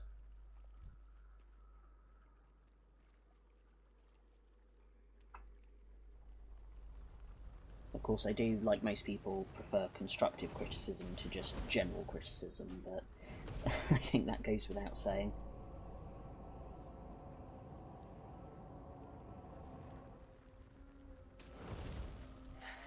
Oh, hello, Marava. Right, so let's head along this way. You can see we've got the other two quests showing up there as well. Ooh, hello. Where did you come from?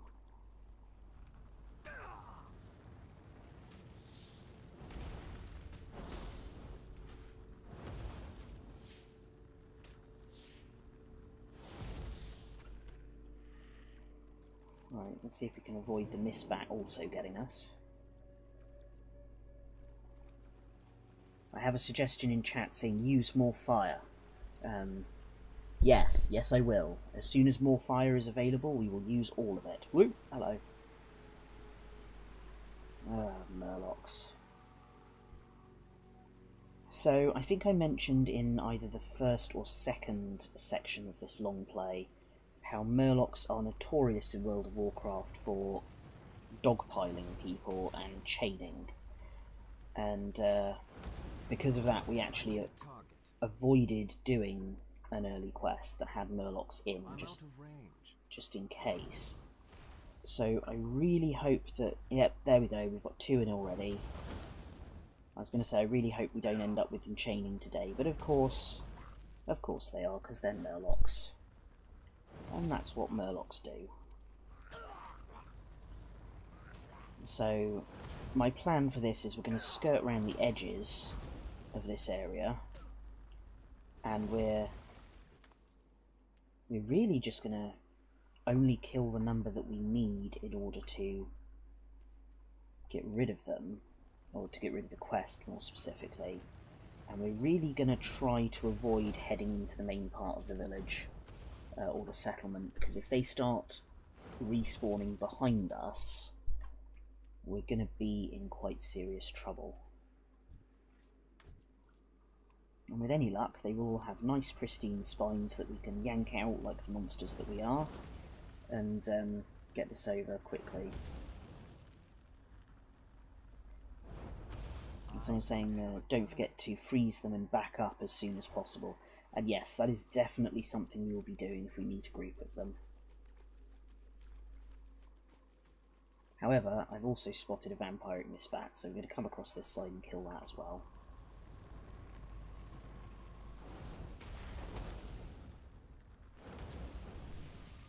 The vampiric misbats, of course, you've got to remember, easy to tell from the normal misbats because they sparkle in daylight and are incredibly angsty. Right, let's get that Murloc over there.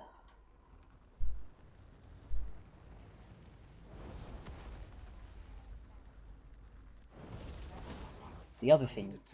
Ooh, okay, the other thing we're going to be doing is keeping a close eye on our health bar, because I find it quite easy to... Ooh, hello, there's one in the water there. Let's get him. I find it quite easy to forget to look at that.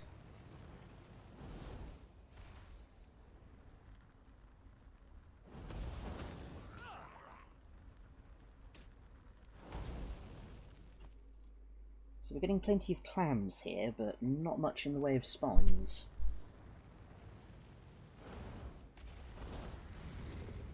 I need to get closer.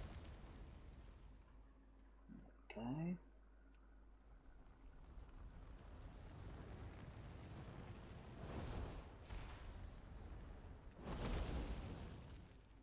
Very nice. There's a spine. So we're halfway there, we're doing good. We've yet to die, which is a marked improvement on some of the quests that we've done. Let's go over this way. Adjust a bit, let's take a look.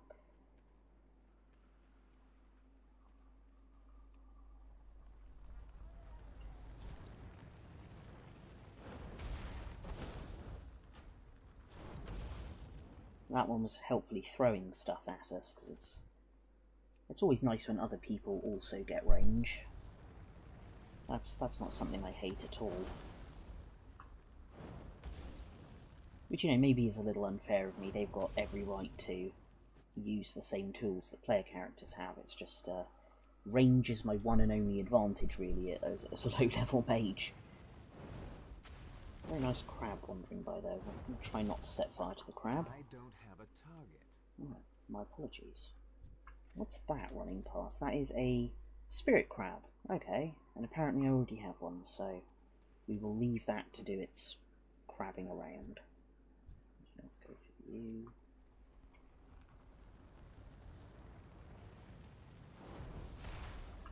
We do still need one more spine.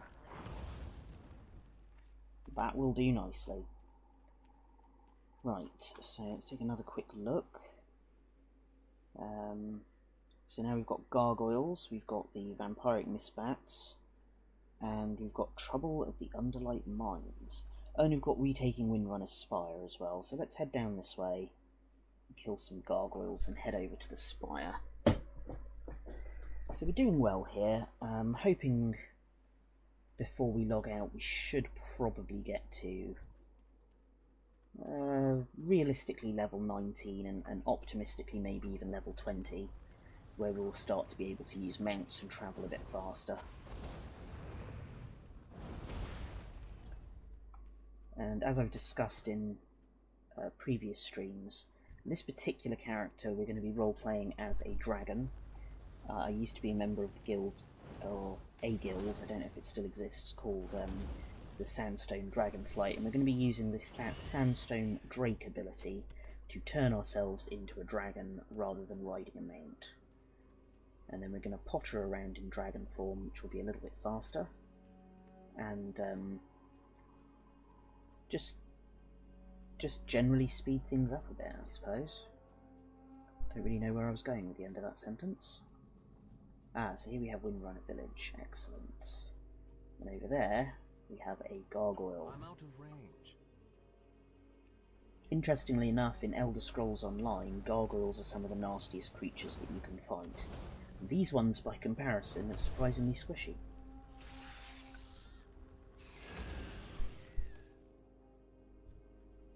There we go. And I believe we've actually got to collect some stuff off them. Anybody in there? Hello? No? Empty? Okay.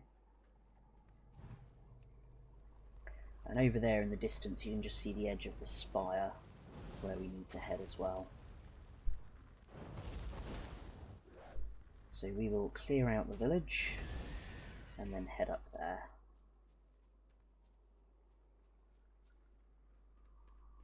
And apparently there should also be some shades or something around here as well, so everyone keep your eyes peeled. That's a weird phrase, isn't it?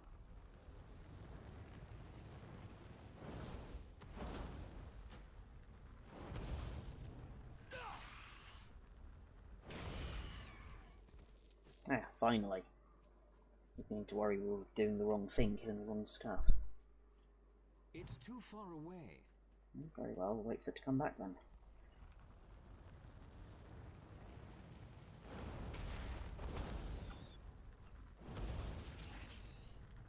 I suppose what we ought to do really is Need to target something sorry. first. Take a look and see if we can find a cloak that's a slightly better colour. There's a red and purple. It's not terrible, but it's not a great combination. Target. See if we can go and blast that guy.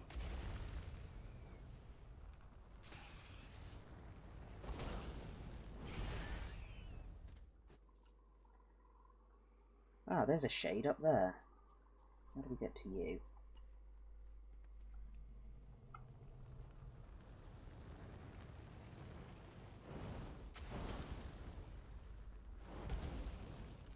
And my apologies, it's a phantasmal seeker, not a shade. There we go. We actually need to kill more of these than we do the gargoyles, I think. Oh, what did you just do? That wasn't nice. Doing bright flashy things like that. Curse of Impotence. How very dare you? Ugh. I don't particularly want people messing with that. It's a nasty thing to do in the middle of a fight. Honestly. Very impolite. But all joking aside, this only reduces my damage by 1, to be perfectly honest, so if it wants to carry on doing that, that is fine by me.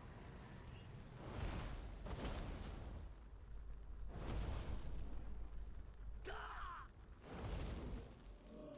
we go. Oh, we're actually getting stuff quicker off these than we were off the gargoyles, so maybe we won't have to stay here for much longer.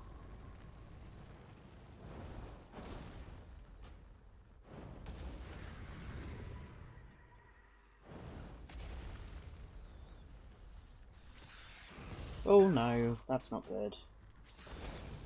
Don't like that. Oh, no, I didn't need to freeze him, never mind. Gonna do it anyway.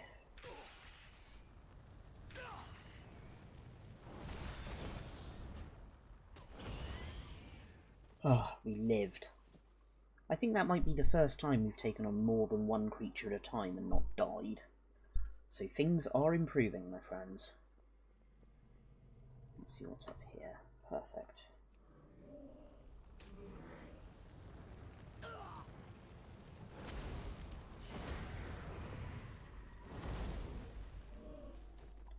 Perfect, so that is that done.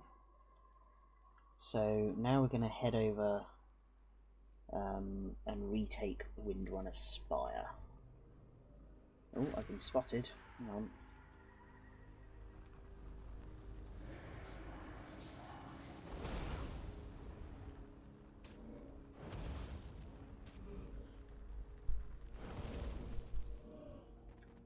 There we go. Right, let's have a cookie before we leave here.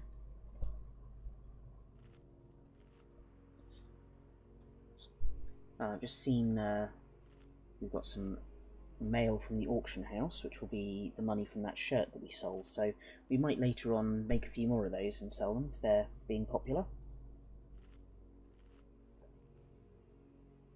Let's have a quick drink while he's having his cookie.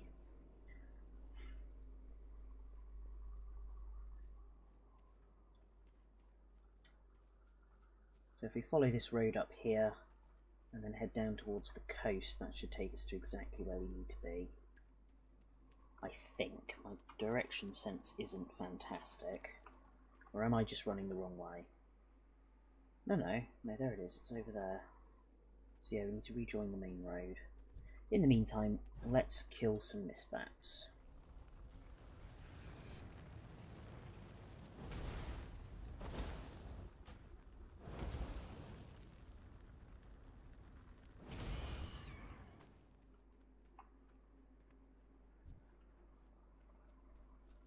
At least we don't have to rip anything out of the mist bats or anything, we can just set fire to them.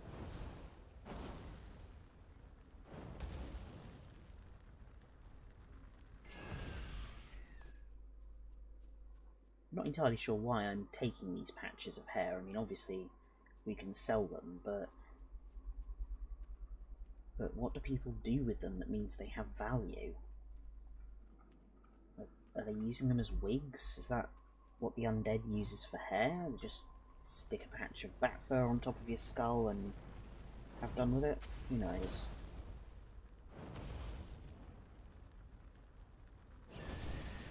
I guess if you got enough of them together, you could maybe make a rug.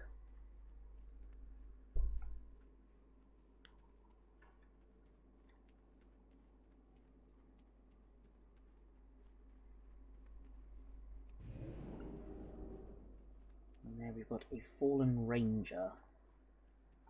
So, Sylvanus Windrunner, who used to live here and is currently head of the Horde, was a ranger, and she got turned into a banshee, and it looks like these are also banshees, so maybe that's what happens when elves become undead.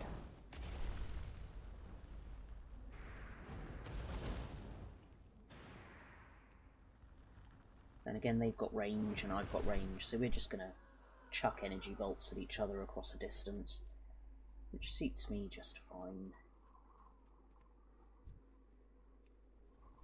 Quite an impressive looking area, this.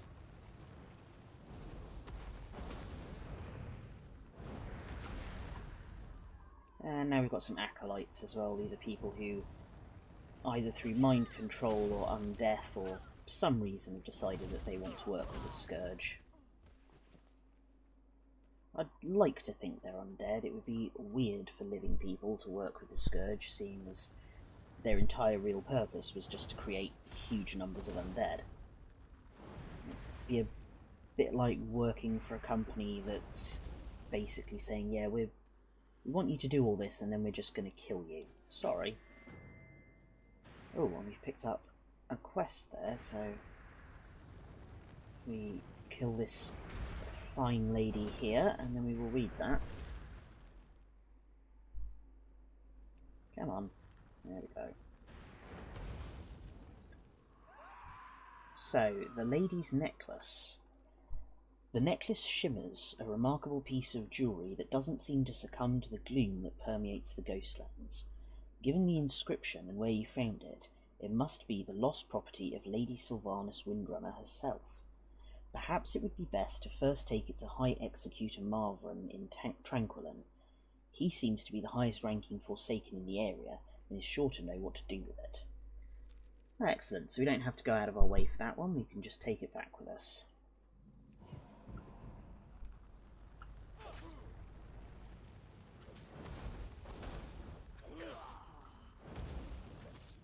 So the reason I'm waiting before using my instant ability while I'm using Pyroblast is, if you remember last time we picked up a talent that means Pyroblast does more damage if it hits somebody that's at 90% health, so it actually makes more sense to hit with it first than to use a quicker ability. And I've also just seen that there is a chest down there on the left, so we're going to fight our way through this nonsense. Hopefully not die, because not dying is always good. And then we will loot the chest. Oh, that was actually quite close. So let's dig into that. We've got a health potion. So that will definitely be useful for us with our generally suicidal tendencies.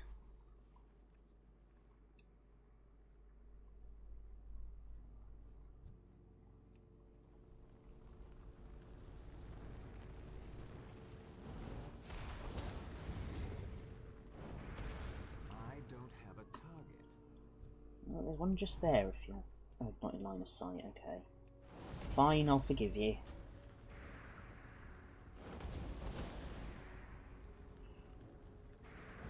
There we go, we're definitely getting better at this whole not dying thing.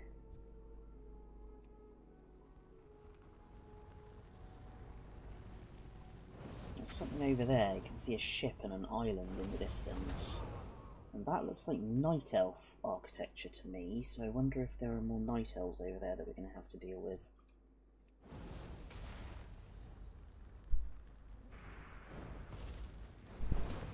I need to target something first.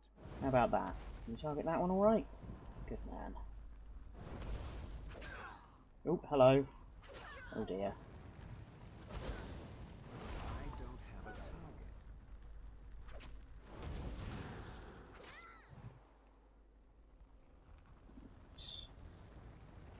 See if we can get a good hit with them. Now that definitely helped. I'm a bit low on health, but we got through that better than I thought we would.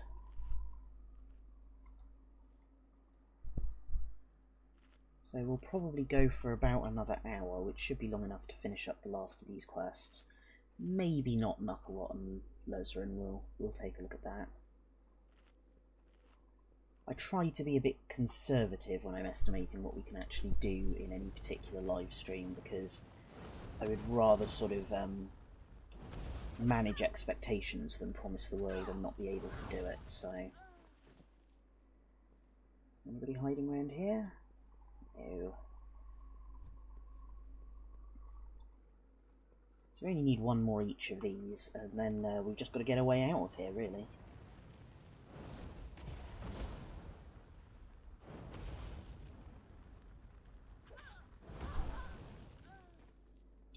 There's 3 banshees over there, which is a little concerning. Let's see if we can do this.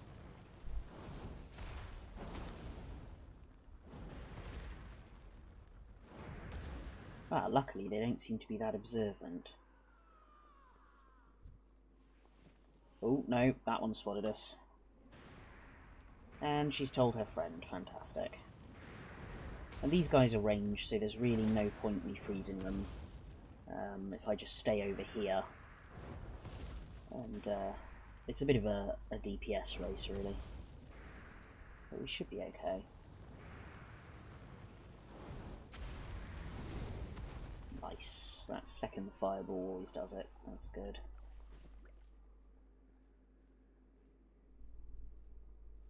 Any reason for us to go in there?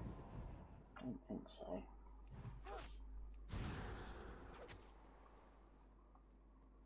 I think what I might do actually is we might just jump off the edge and see if we can swim somewhere. It could be foolish, it could be fun. I need a target. But my main concern now is that everything's going to start respawning up that way. Whereas if we jump in there, I think we can just get back up onto the beach. So everybody hold your breath. Ah! Ugh. All good. What was that? Oh, I thought that was a creature, but it's just a big purple blobby thing. As far as I know, big purple blobby things are not dangerous. There's another ghost crab. So, where are we heading next? We have got... Oh look, more vampiric misbats. Ah, and a spindleweb lurker. Lovely, we need them too.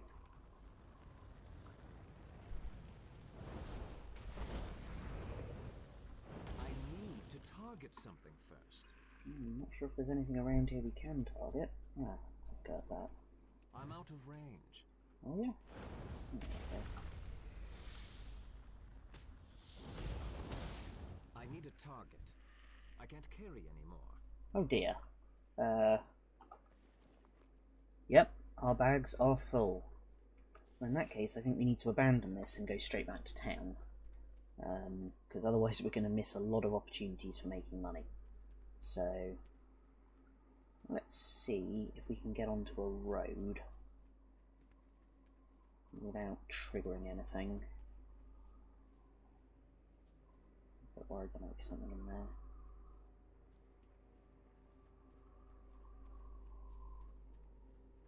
Can I get between these two? Nope, nope, nope. Okay, let's just get out of here.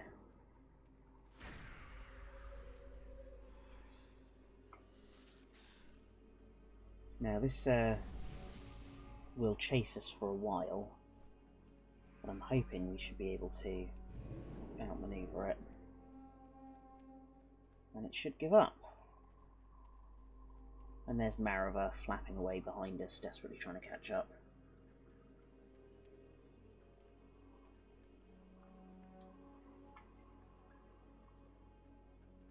So yeah, we could just carry on slaying stuff and doing our quests, but actually emptying our bags and regrouping will be beneficial in the long run because, you know, money makes the world go round and all that. We might even uncover a bit more of the map.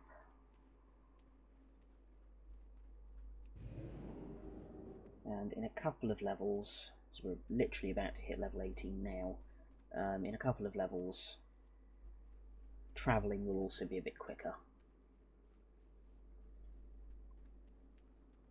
So, hello and welcome if you've just joined us. I am Guide of Misguidance and we are playing World of Warcraft. And that is a pair of Void Elves. Oh, let's be polite.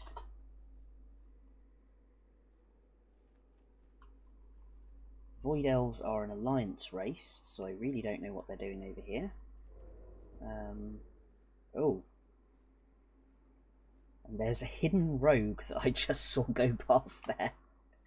I don't know if he was with them or if he's just stalking them, wondering what's going on.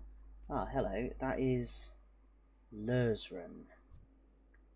Oh, he's a 19 elite. Yeah, we're probably not going to be able to tackle him.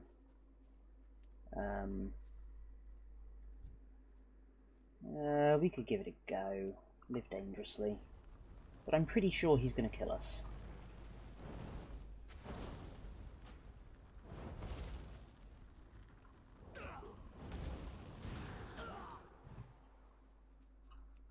What we might be able to do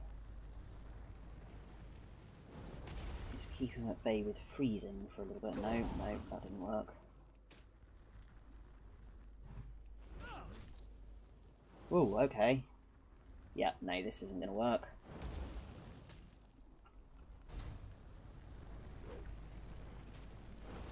Let's use a health potion if we can. It's not ready yet. We're doing better than I thought we would. Not great, but like really not great. Ah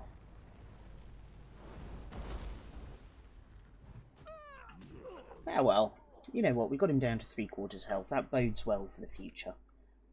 Now let's take a look and see where it's dumped us.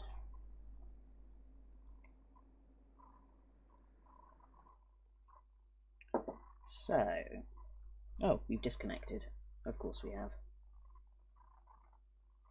At least I think we've disconnected. Yeah, there we go.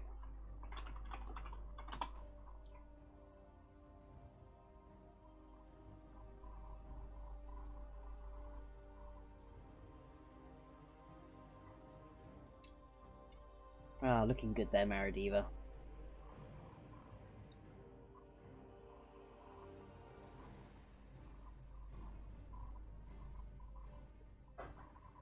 Hopefully this won't take too long.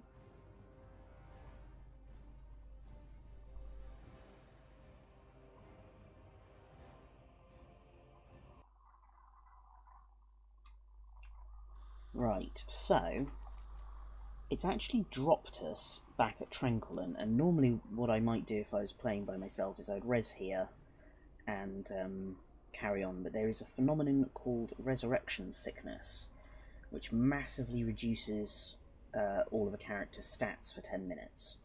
And I can definitely entertain myself for 10 minutes playing this game, but it would be a waste of time, I think, when we can run back and then come back again, because it would mean that actually carrying on with our quests would be impacted and would slow us down for a while, so I don't think it hurts to just go for a short walk. It's not a massive distance anyway. And I think certainly soon we'll be ready to take on Knucklerot here. Or was it Merzerin? My memory really isn't that fantastic.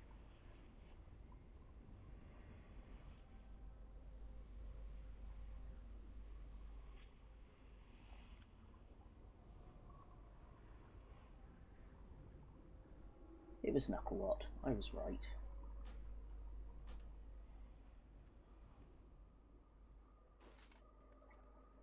And he is in fact coming back this way, so we are going to blink over this way and give him a nice wide berth. And I believe that he just patrols this area, wandering back and forth, so we should be able to find him again when we feel that we're ready.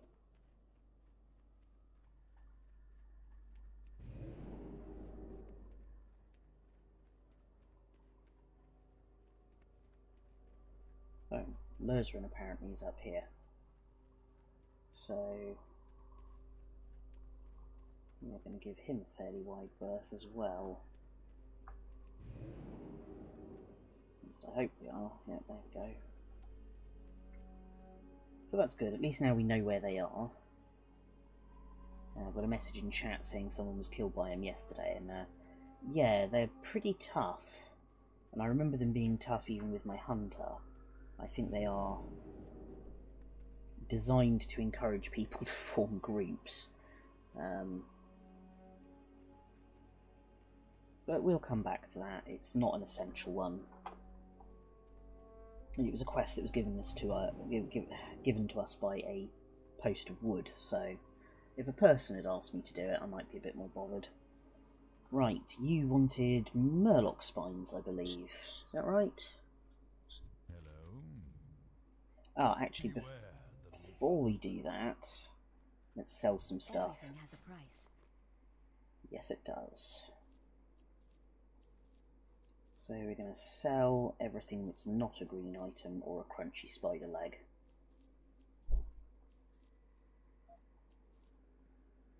What's that? Condensed mana powder.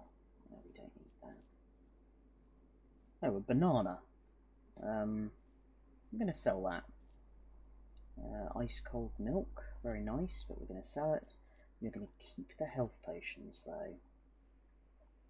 Now, with the Keep your wits about barnacled clam, if we open these, sometimes we get pearls which can be used as crafting items. There we go, there's one.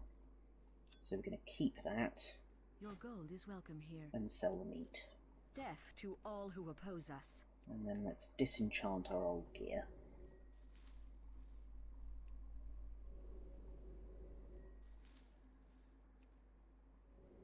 And this gives us plenty more room in our bags for things like quest rewards and random patches of fur torn out of bats. What do you require? Have you obtained the specimens I asked of you, Merediva? Excellent. These spines will be invaluable to my research. When I find a cure for the plague and word of my name spreads, I'll make sure to make mention of you. In the meantime, take these as a reward. You might need them if you decide to go back to the coast. So we've got a dusty cloak and a swim speeds potion, which might actually... Ooh, and we've completed 100 quests, look at that. Yeah, those might actually be useful. In the meantime, let's pop that on. Well, it's another red one, but we'll live. Unfortunately, the cloak that we've just got rid of is grey, so we can't disenchant it, which is a shame. And there's a post box here.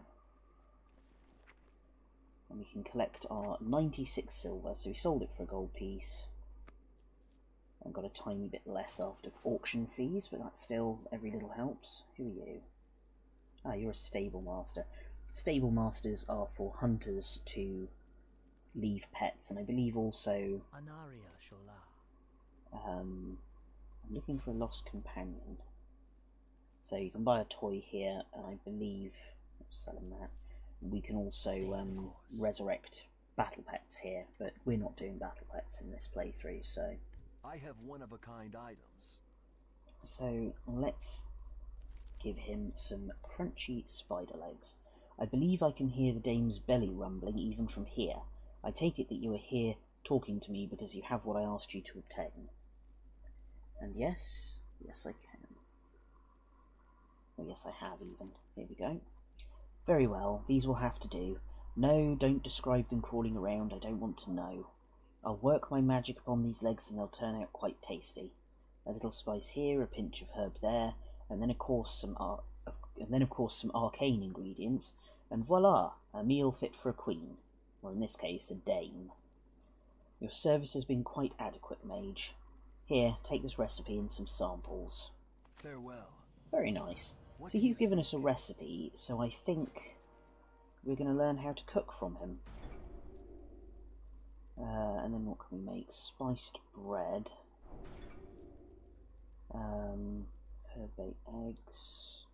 Remember the sun well. Yes, yes, I know. So let's look at our professions. We get a cooking fire, and then we get the cooking ability. So if we put those there, let's see what we can make. So we need some small eggs, some boar meat, or some stringy wolf meat, or some spiced bread. Now, simple flour and mild spices, I believe we can actually buy from here. Has a price. So this is just to get our cooking skills started off. We're going to buy that. Farewell. And then I think we can use the fire here. And if we just give this a bit of a boost, then hopefully we'll be able to use our new recipe.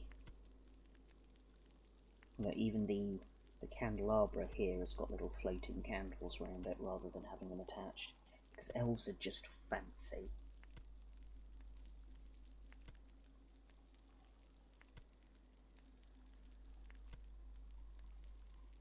And what this will mean is that we will have plenty of food to start off with next time. We won't need to make our mana cookies. Although the mana cookies are quite good. Well, we might just sell this stuff then. So what do these do? Yeah, I think we'll just sell them. I can't use that. Oh right, so we actually have to have cooking 60. Can we get cooking 60 just Do not making loiter. these?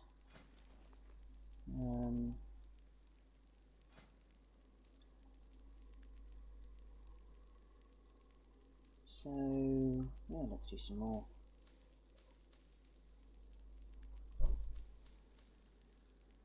And then let's sell him back those. We get a tiny bit The more money. reckoning is at hand.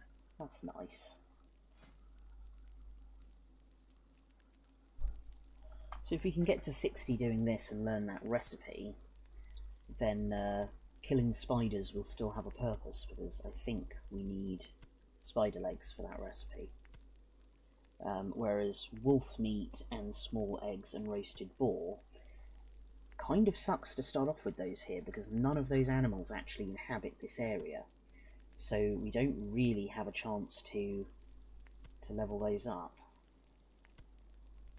Although this is now going green, so I've got a feeling we're not going to be able to level up fully to 60 just on these. But at least we've given it a push.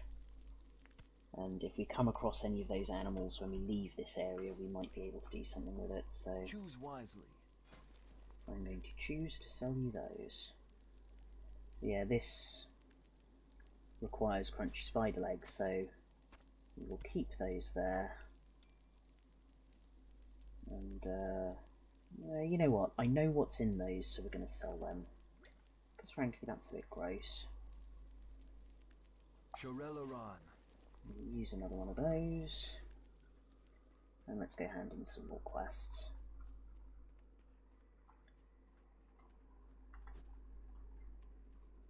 Hello, Vandril. Have you paced your way through this yet? There we go. The eternal sun guides us. Mage, has Windrunner Village been liberated? Those damned magisters at the Sanctum of the Sun have been berating me to get their hands on those Scourge remnants I asked you to gather. Don't worry about that, though. You take your time and get the job done right. I'll deal with the magisters. Oh, that's good of him. You've done it, Maradiva. You've broken the Scourge hold on the 3 villages. Now we can focus our forces with greater ease against the Scourge and the Dead Scar and south at Deathhome. Here, take your choice of any of these. I trust that you're not going anywhere. We could really use your continued assistance. Let's see, we've got a wand and we've got a dagger. We're going to take the wand because it sells for more. We will have justice.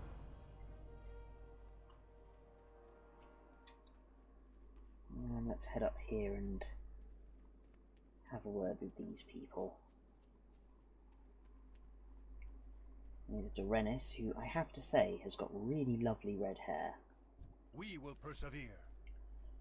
So, did you obtain the essences, Maradiva? These are remarkably powerful, Maradiva. I'm very pleased with your work.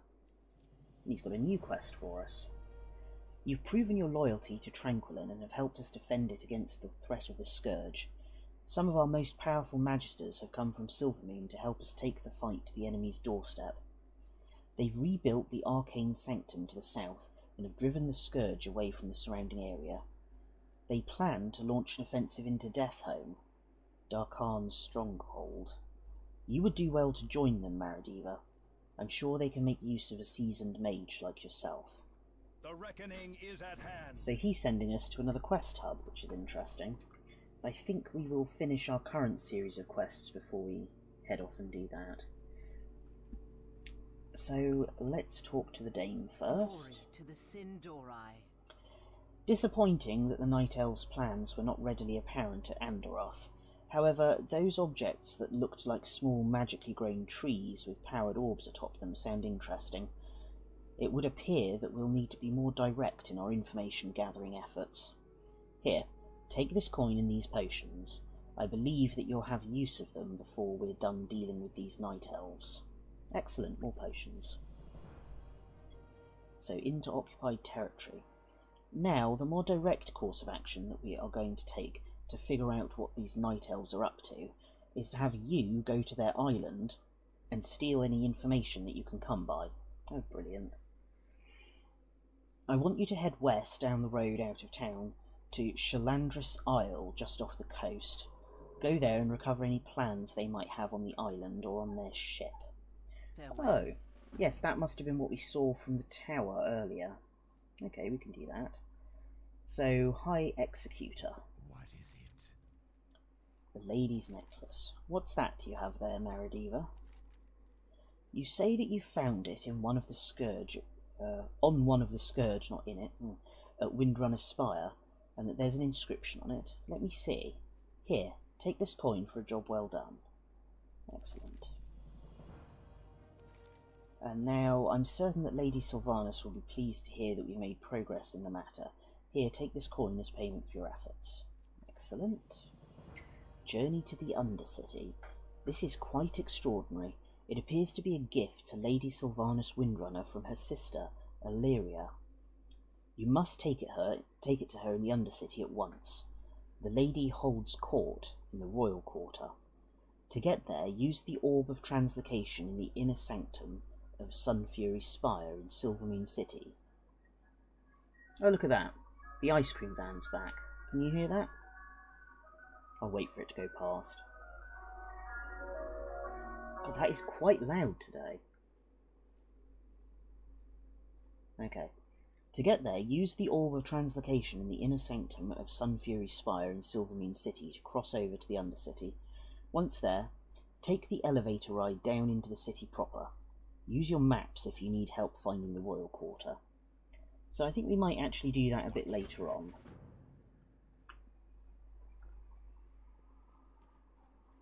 Right, so, where were we?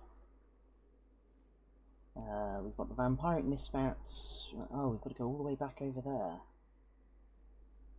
there. Okay, so let's head into the Scar, make our way past the Underlight Mines and back up over there, and kill all the misbats and spiders that we can find along the way.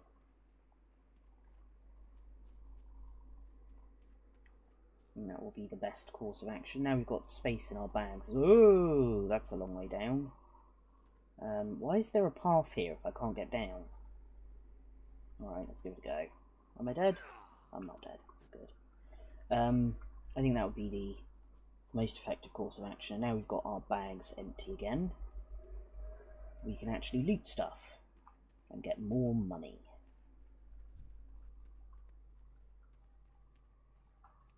Which is always good. And yeah, I'm fairly confident that we're going to reach level 19 today. And then maybe 20, maybe we might have to wait till next time for that.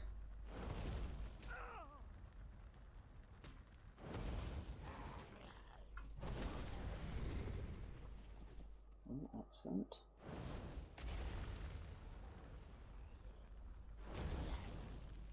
It's a bard's tunic. Oh, that's leather. Never mind, we can't use that.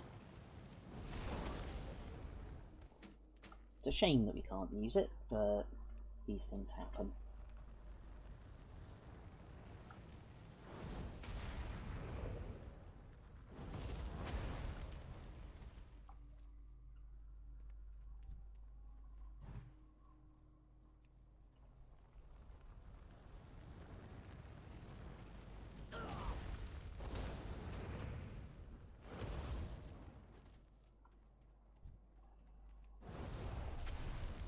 We seem to be making light work of these guys though, which is good. Ooh, we've got a white leather bag. I'll take a look at that in a moment.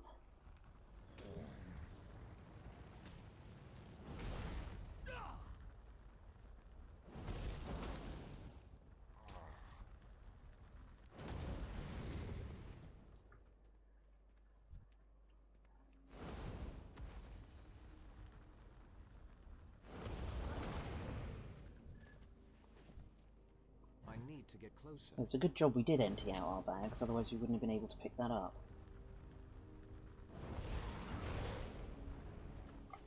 Let's take a quick look at that. So that's an 8-slot bag. So let's replace one of our 6-slot bags. Let's replace that one. And then all our bags down there look like they were made by the same designer. Got to be fancy. After all, we are elves.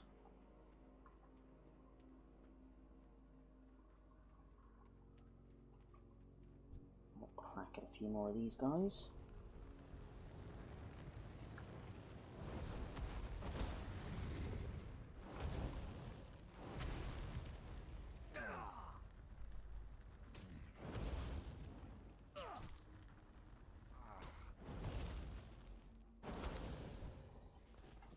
We're getting plenty of cloth here as well, so when we do go back to Silvermoon, we should be able to do some serious crafting.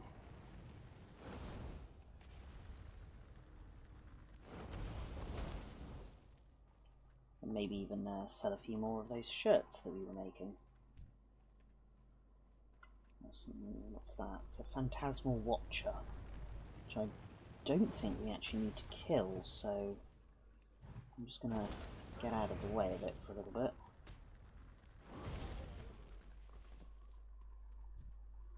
Actually, you're closer.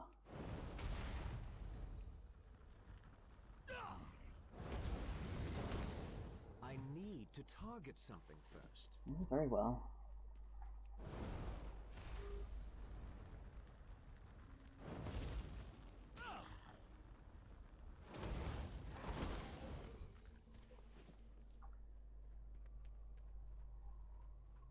Oh, there's another one.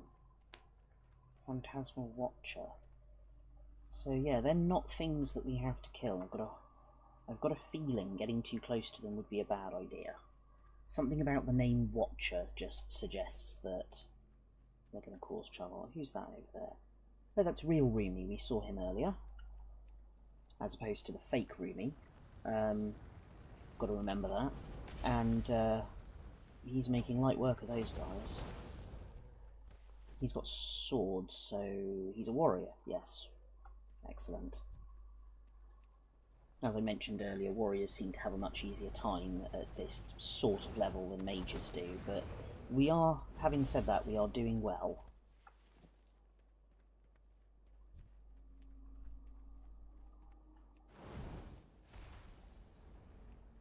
So we need 2 more gangled cannibals. And we can cross that off our list. There's a gangled cannibal just now. Fresh out the dirt. I don't have a target. And then I think another one has just risen over there, so let's head that way.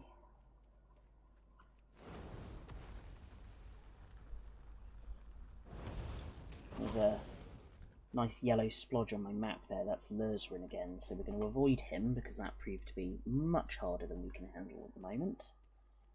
And we're going to head up this way instead.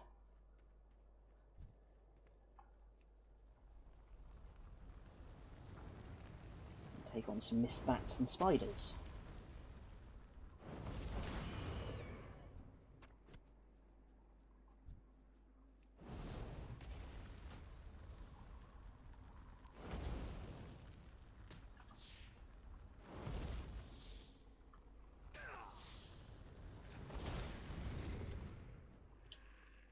And we've got another crunchy spider's leg. We'll have to see what we can do about levelling up cooking.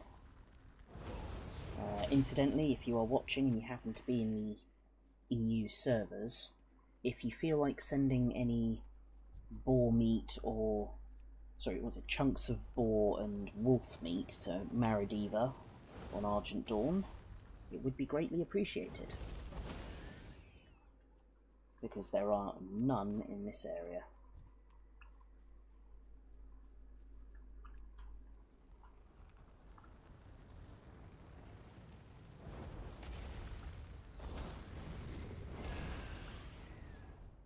There we go. I think we're nearly done with mist bats, so we have to start looking for some more spiders.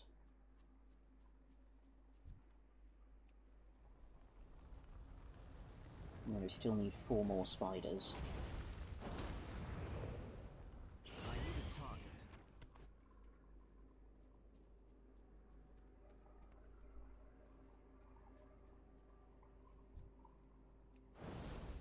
You would think that they would give cooking recipes to... I don't have a target. so in the starting areas, they would give you the right cooking recipes for whatever was around. But apparently not, so... I would call that a bit of a design flaw myself. Other people might say that it encourages you to go to different areas, I but... need a target. What's that marching around? That's a knoll. Excellent. So we need to visit the knolls. Oh, hello, Marava.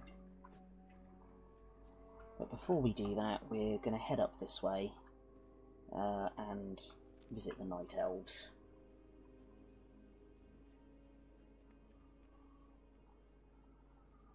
What's that? That is a spider. If we can deal with the spiders along the way, that would be excellent. Oh, oops. Where did it go? There it is.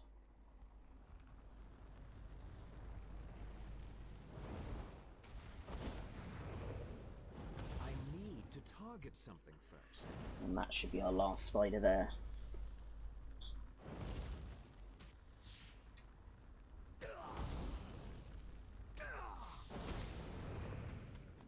Excellent. Ah, yes, we've got to go through Murloc territory. So I think I'm going to chicken out a little bit, and we're going to avoid the Murlocs altogether. I don't have a target. Oh, hello, Marava. As much as I don't like hurting bats, if I've got a choice between fighting bats, which are largely solitary, or Murlocs who attack in packs, I'm going to pick the bats.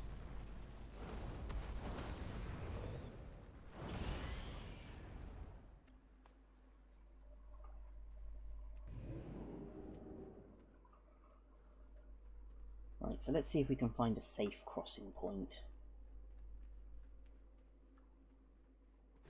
And by safe, I mean one that isn't completely covered in Murlocs.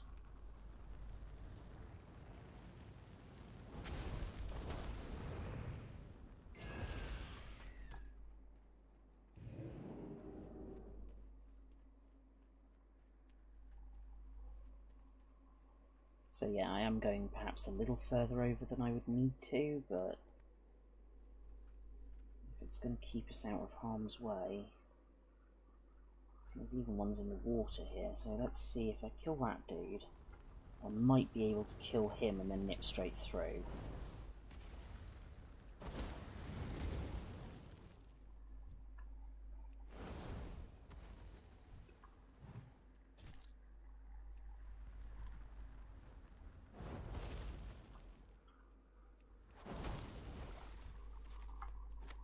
Ooh, I've got a formula. That will be useful. So... oh, it requires a little bit higher level enchanting than what we've got. And that's something that we can't use, so... let's head over here. Now we've got several circles showing up on the map, so these are several items that we have to pick up. And there is the first one. Oh, and we've been spotted, never mind. I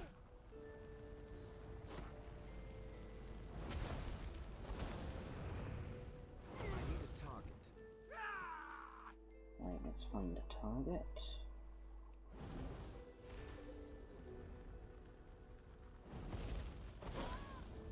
Lovely music here. I hope the settings are allowing you to hear the music, because it is really, really nice.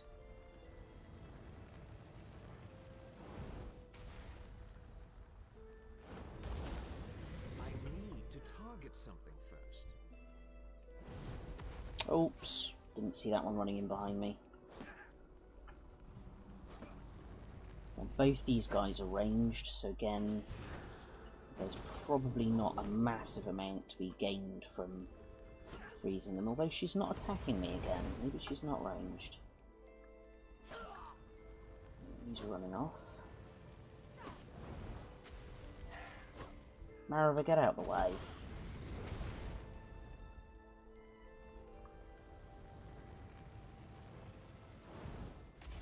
So that went quite well, actually. I was pleased with that.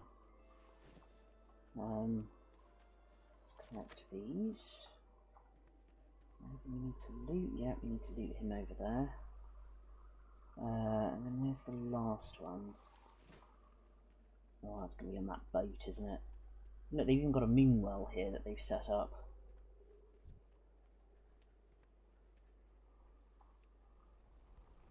Which is very close to home for me. Be much happier if they weren't invading our lands. Haha, nice try.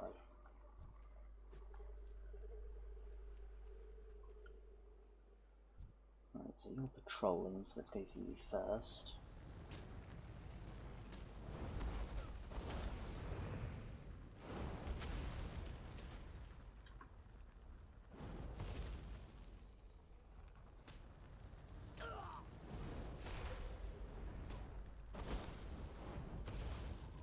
There we go.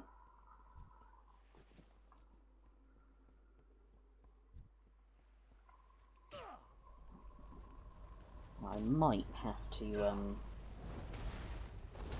stop and use some food in a moment. Really? Not in line of sight? That's useless.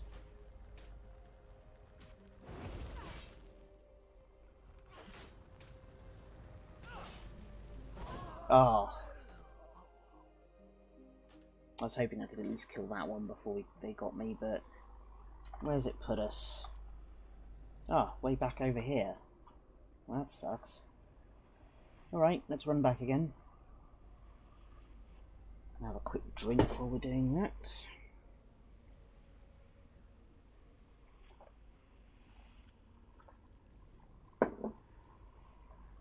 So yeah, talking for 3 hours straight really does take its toll on your voice.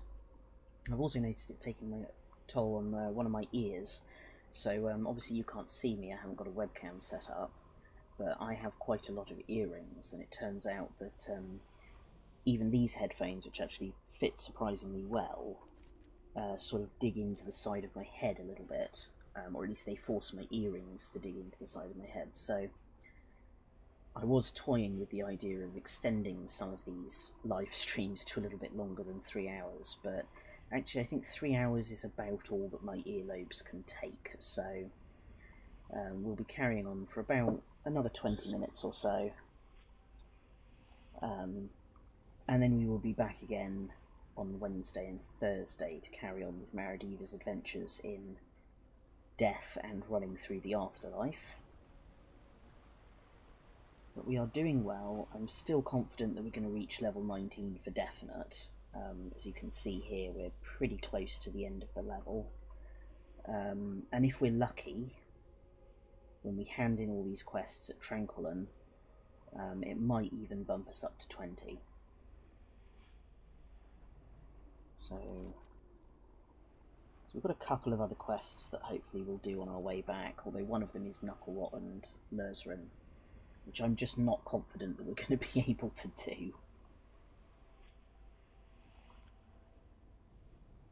So let's head back over here and hope that not everything has respawned.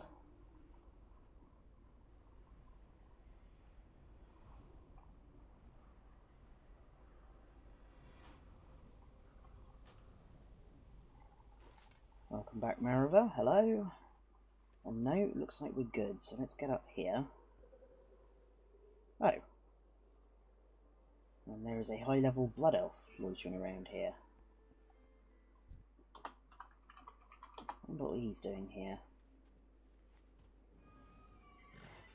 A very nice paladin mount that he's got there. Oh, and he patted us on the head. Thank you for that. Delirian? Delirian. Let's go with that. Thank you for that. And hopefully see you again sometime, maybe at higher level. And now what we're going to do is we're going to... Oh, I thought we were going to get back before they all respawned, but never mind.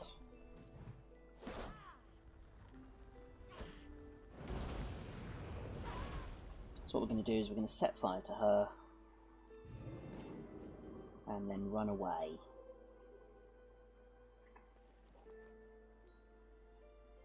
Let's use another one of those elixirs. And see if we can get out of here without upsetting all the Murlocs.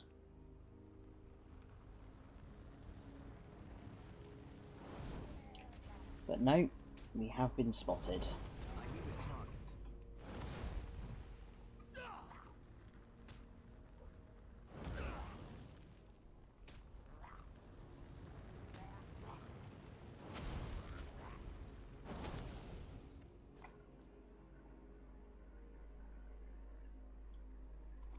Still, that could have been worse. Oh, really? Where are you? As you can probably tell, I'm not a fan of Murlocs at all. I think they're a horrible little blight on society, Murlocs. They do, however, drop lots of clams. So let's skate along this way. And I think what we want to aim for next is the Trouble at Underlight Mines quests. So we've got to go a little bit cross-country for that. But as I've said before, I would rather deal with mistbats and spiders than Murlocs.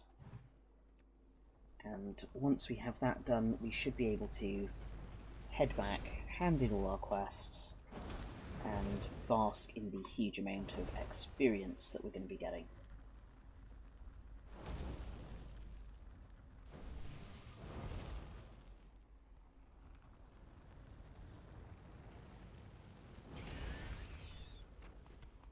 Really?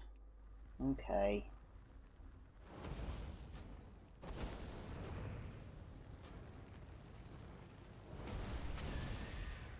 Ugh. I almost feel like every time I use a bandage I end up ending up on lower health than I did beforehand. Which I'm sure is just coincidence. The mare over there. That's actually quite a nice shot with the light behind it. I'll take a quick screenshot there. I'm sure I've mentioned this before, I'm a terrible one for taking screenshots, I do it all the time. I've got folders full of screenshots from this game.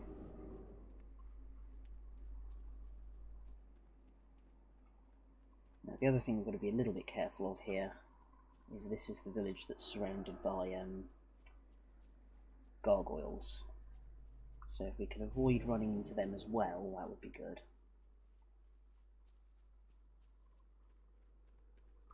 I think I'm starting to get the hang of Blink. I'm still finding it a little bit disorientating, but it's not too bad.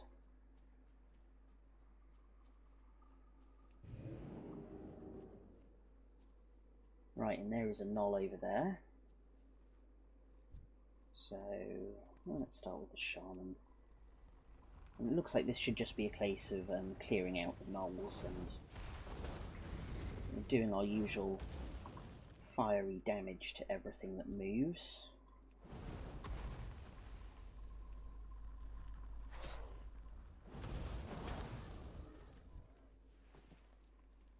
And they drop cloth as well. So cloth generally gets dropped by humanoid foes. So if you're ever short on cloth, you need to find something that walks on two legs. And I guess that's generally just a representation that humanoid opponents tend to wear clothes. And I guess we're just, I don't know, stealing their trousers or something.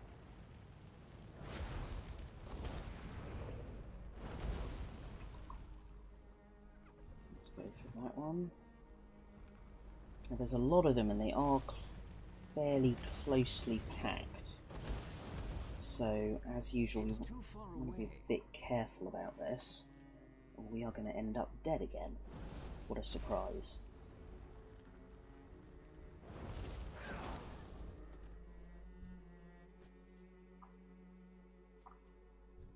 I'm hoping this should be relatively easy.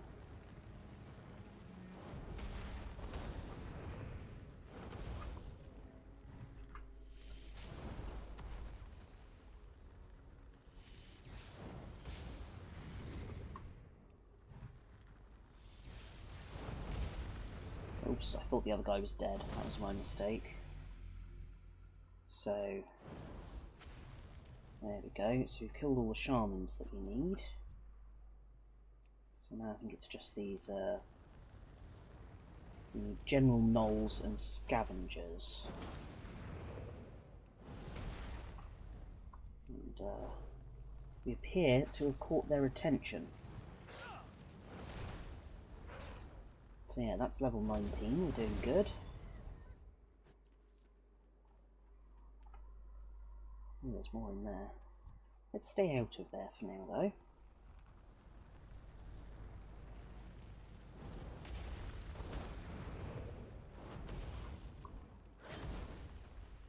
We've got our extra fireball there, so that's always good.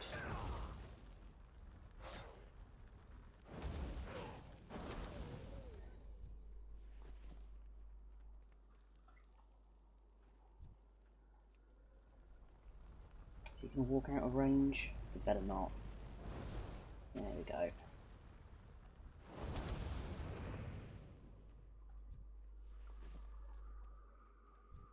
Who's that over there? That's a general mole.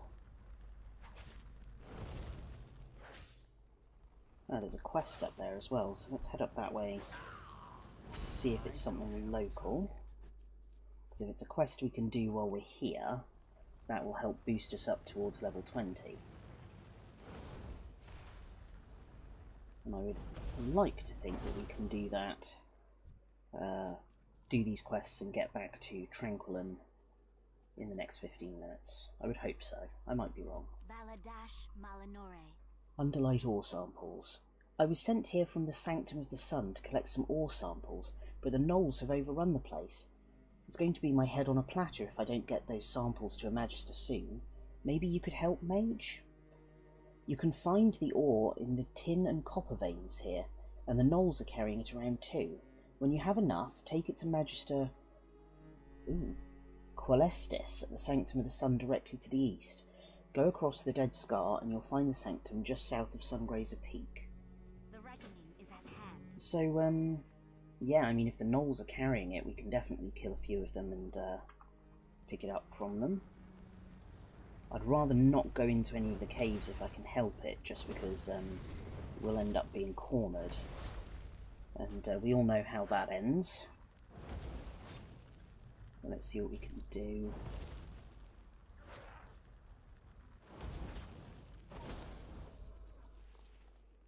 Oh yeah, we've got 2 of the 6 that we need just off those 2, so with any luck this won't be too hard to do.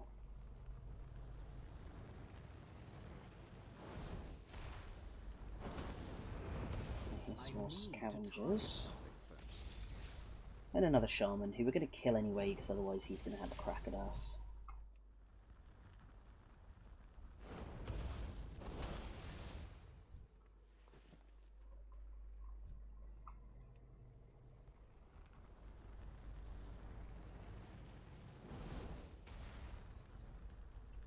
I would hope this will mainly just be a case of murdering gnolls until we have everything that we need.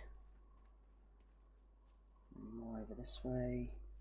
Let's go and kill off some of the ones over here.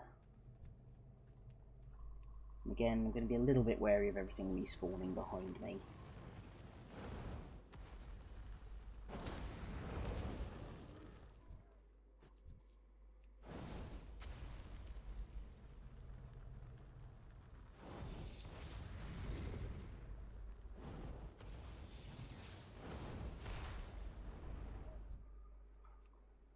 So far this hasn't been too arduous.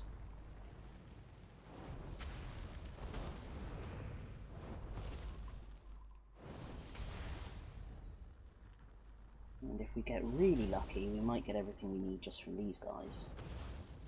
And not have to start on any of the others. Nope, still need a bit more ore. Never mind. See if these guys can help us out with that.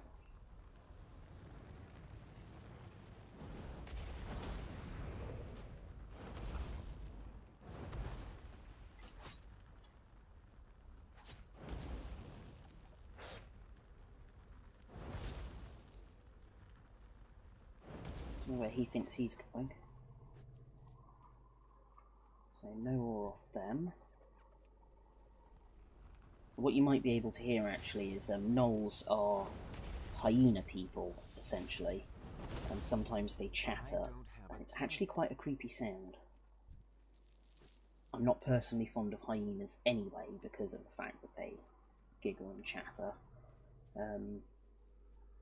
But again, it's just a nice little touch in the game that makes everything feel a little bit more alive and a little bit more creepy. Let's see if I can get him before he goes inside.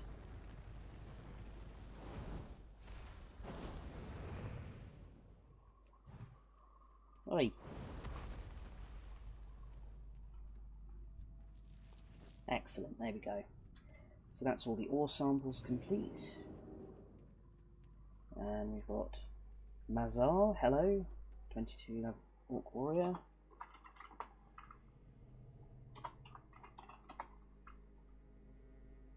So good to see them. So you've got Adir as well, so hello to you both. I hope you have a fun day killing gnolls. So now we can't actually hand this quest back into her. We've got to go somewhere else, we've got to go all the way over there. So I think what we're going to do, we're going to avoid Knucklerot and Lurzen, and we're going to head back up to Tranquillin and see if we can hit level 20. I guess in theory we could have another crack at Knucklerot and Lurzen, but I'm pretty sure we're going to end up dead. Although at least then we can actually resurrect in Tranquillin. I guess we could use it as sort of a quick teleporting method. So those two we just saw were, I believe, a troll and an orc. So nice to see other races coming and seeing how glorious the Blood Elf starting area is. Ooh, oh, and there's Lurzen. Oh god, there's both of them together. Ugh. Yeah, let's get away from that. That's not going to be good for our health. One, I might have had a shot at, but two, I think, is definitely pushing our luck. I'm going to try not to bump back onto the road right next to him either. Try and get ahead of him. Ugh, so ugly. And to be fair, I don't know what undead think of elves. They might think we're pretty ugly as well, but ugh.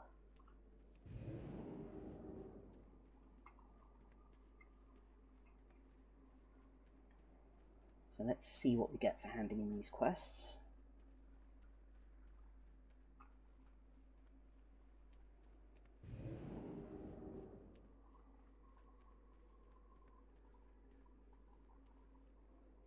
So let's start with Rathiel.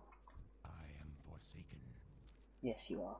Not bad, Maradiva. Keep it up. We could use a few more people like you around here. Embrace the shadow. Thank you very much.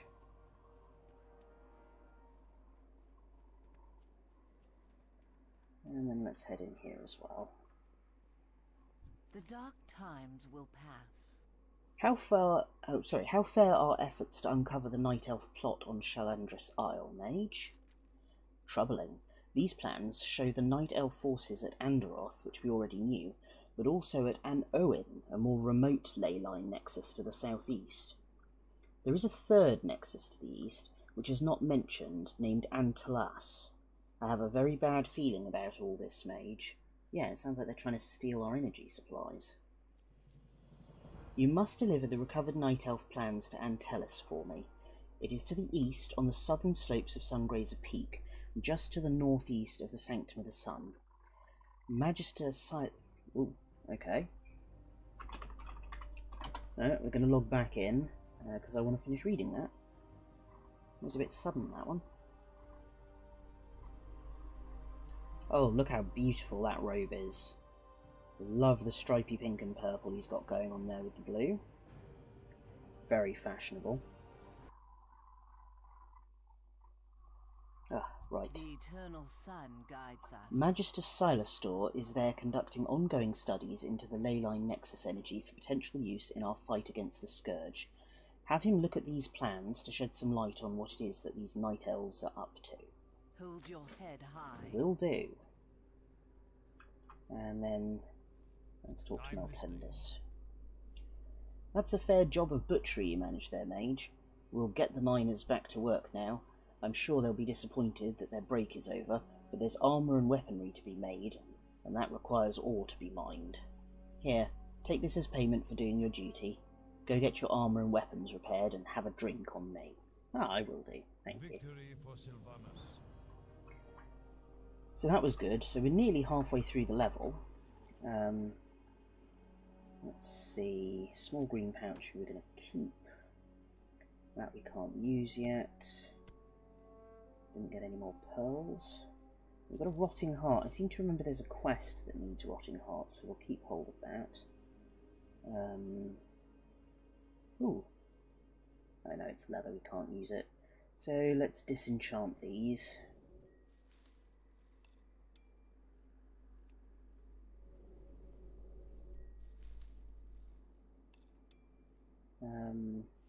Let's sell some stuff as well while we're here.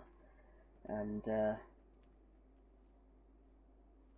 Alatharian and Rendrak. Hello to both of you. Be polite. So I think we'll sell some stuff. There's a quest up there we can pick up. And then we've got to go to... Well, looks like we're heading down and round to the Sanctum of the Sun will be the best place for us to get our next set of stuff.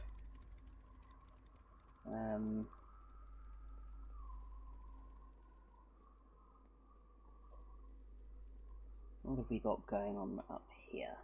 Where are you? Yeah, here we go. Magistrix Aminal. Yes. The dark energy that flows through the bodies of reanimated skeletons tends to accumulate primarily in their spine. I've discovered a method of instilling this energy into a potion that boosts our magical abilities against the undead. Gross. Bring me some spinal dust and I'll be glad to provide you with a sample. You'll find an ample number of skeletons wandering the Dead Scar west of here.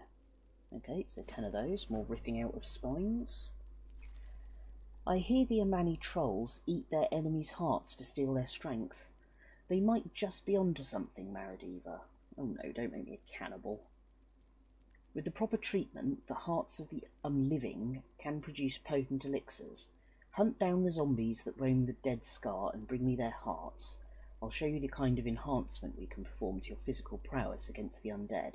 Seriously, that's cannibalism. Why are we doing cannibalism? Ugh. Okay, so disgusting eating habits aside... Honestly, I'd much rather have some ice cream. Let's head off now.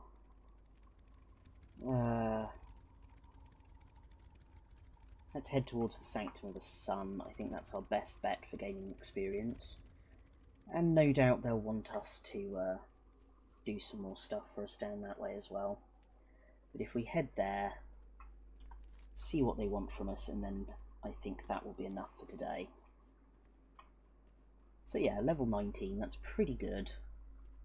And next time for definite, I'm pretty sure we'll hit 20. And I think what we'll do is we'll skirt round the edge of the mountain here. There's probably some monsters and stuff around this way. Well, there's definitely some Ghost Claw lynxes at least. But they should be relatively easy to deal with. Oh look, more vampiric mistbats.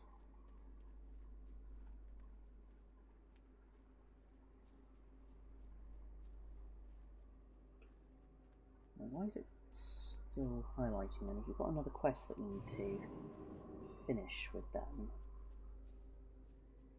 Let's take a quick look at the map. No, it looks like we're all clear for that. What we do have though is a quest that we need to go back over to the Farstrider Enclave to hand in, so we'll have to do that once we've hit 20 as well.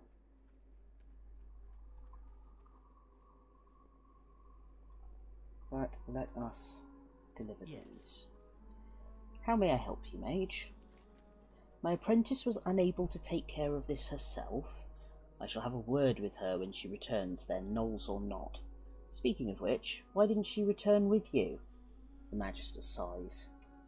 That one is a handful, and is going to be quite a challenge to properly train.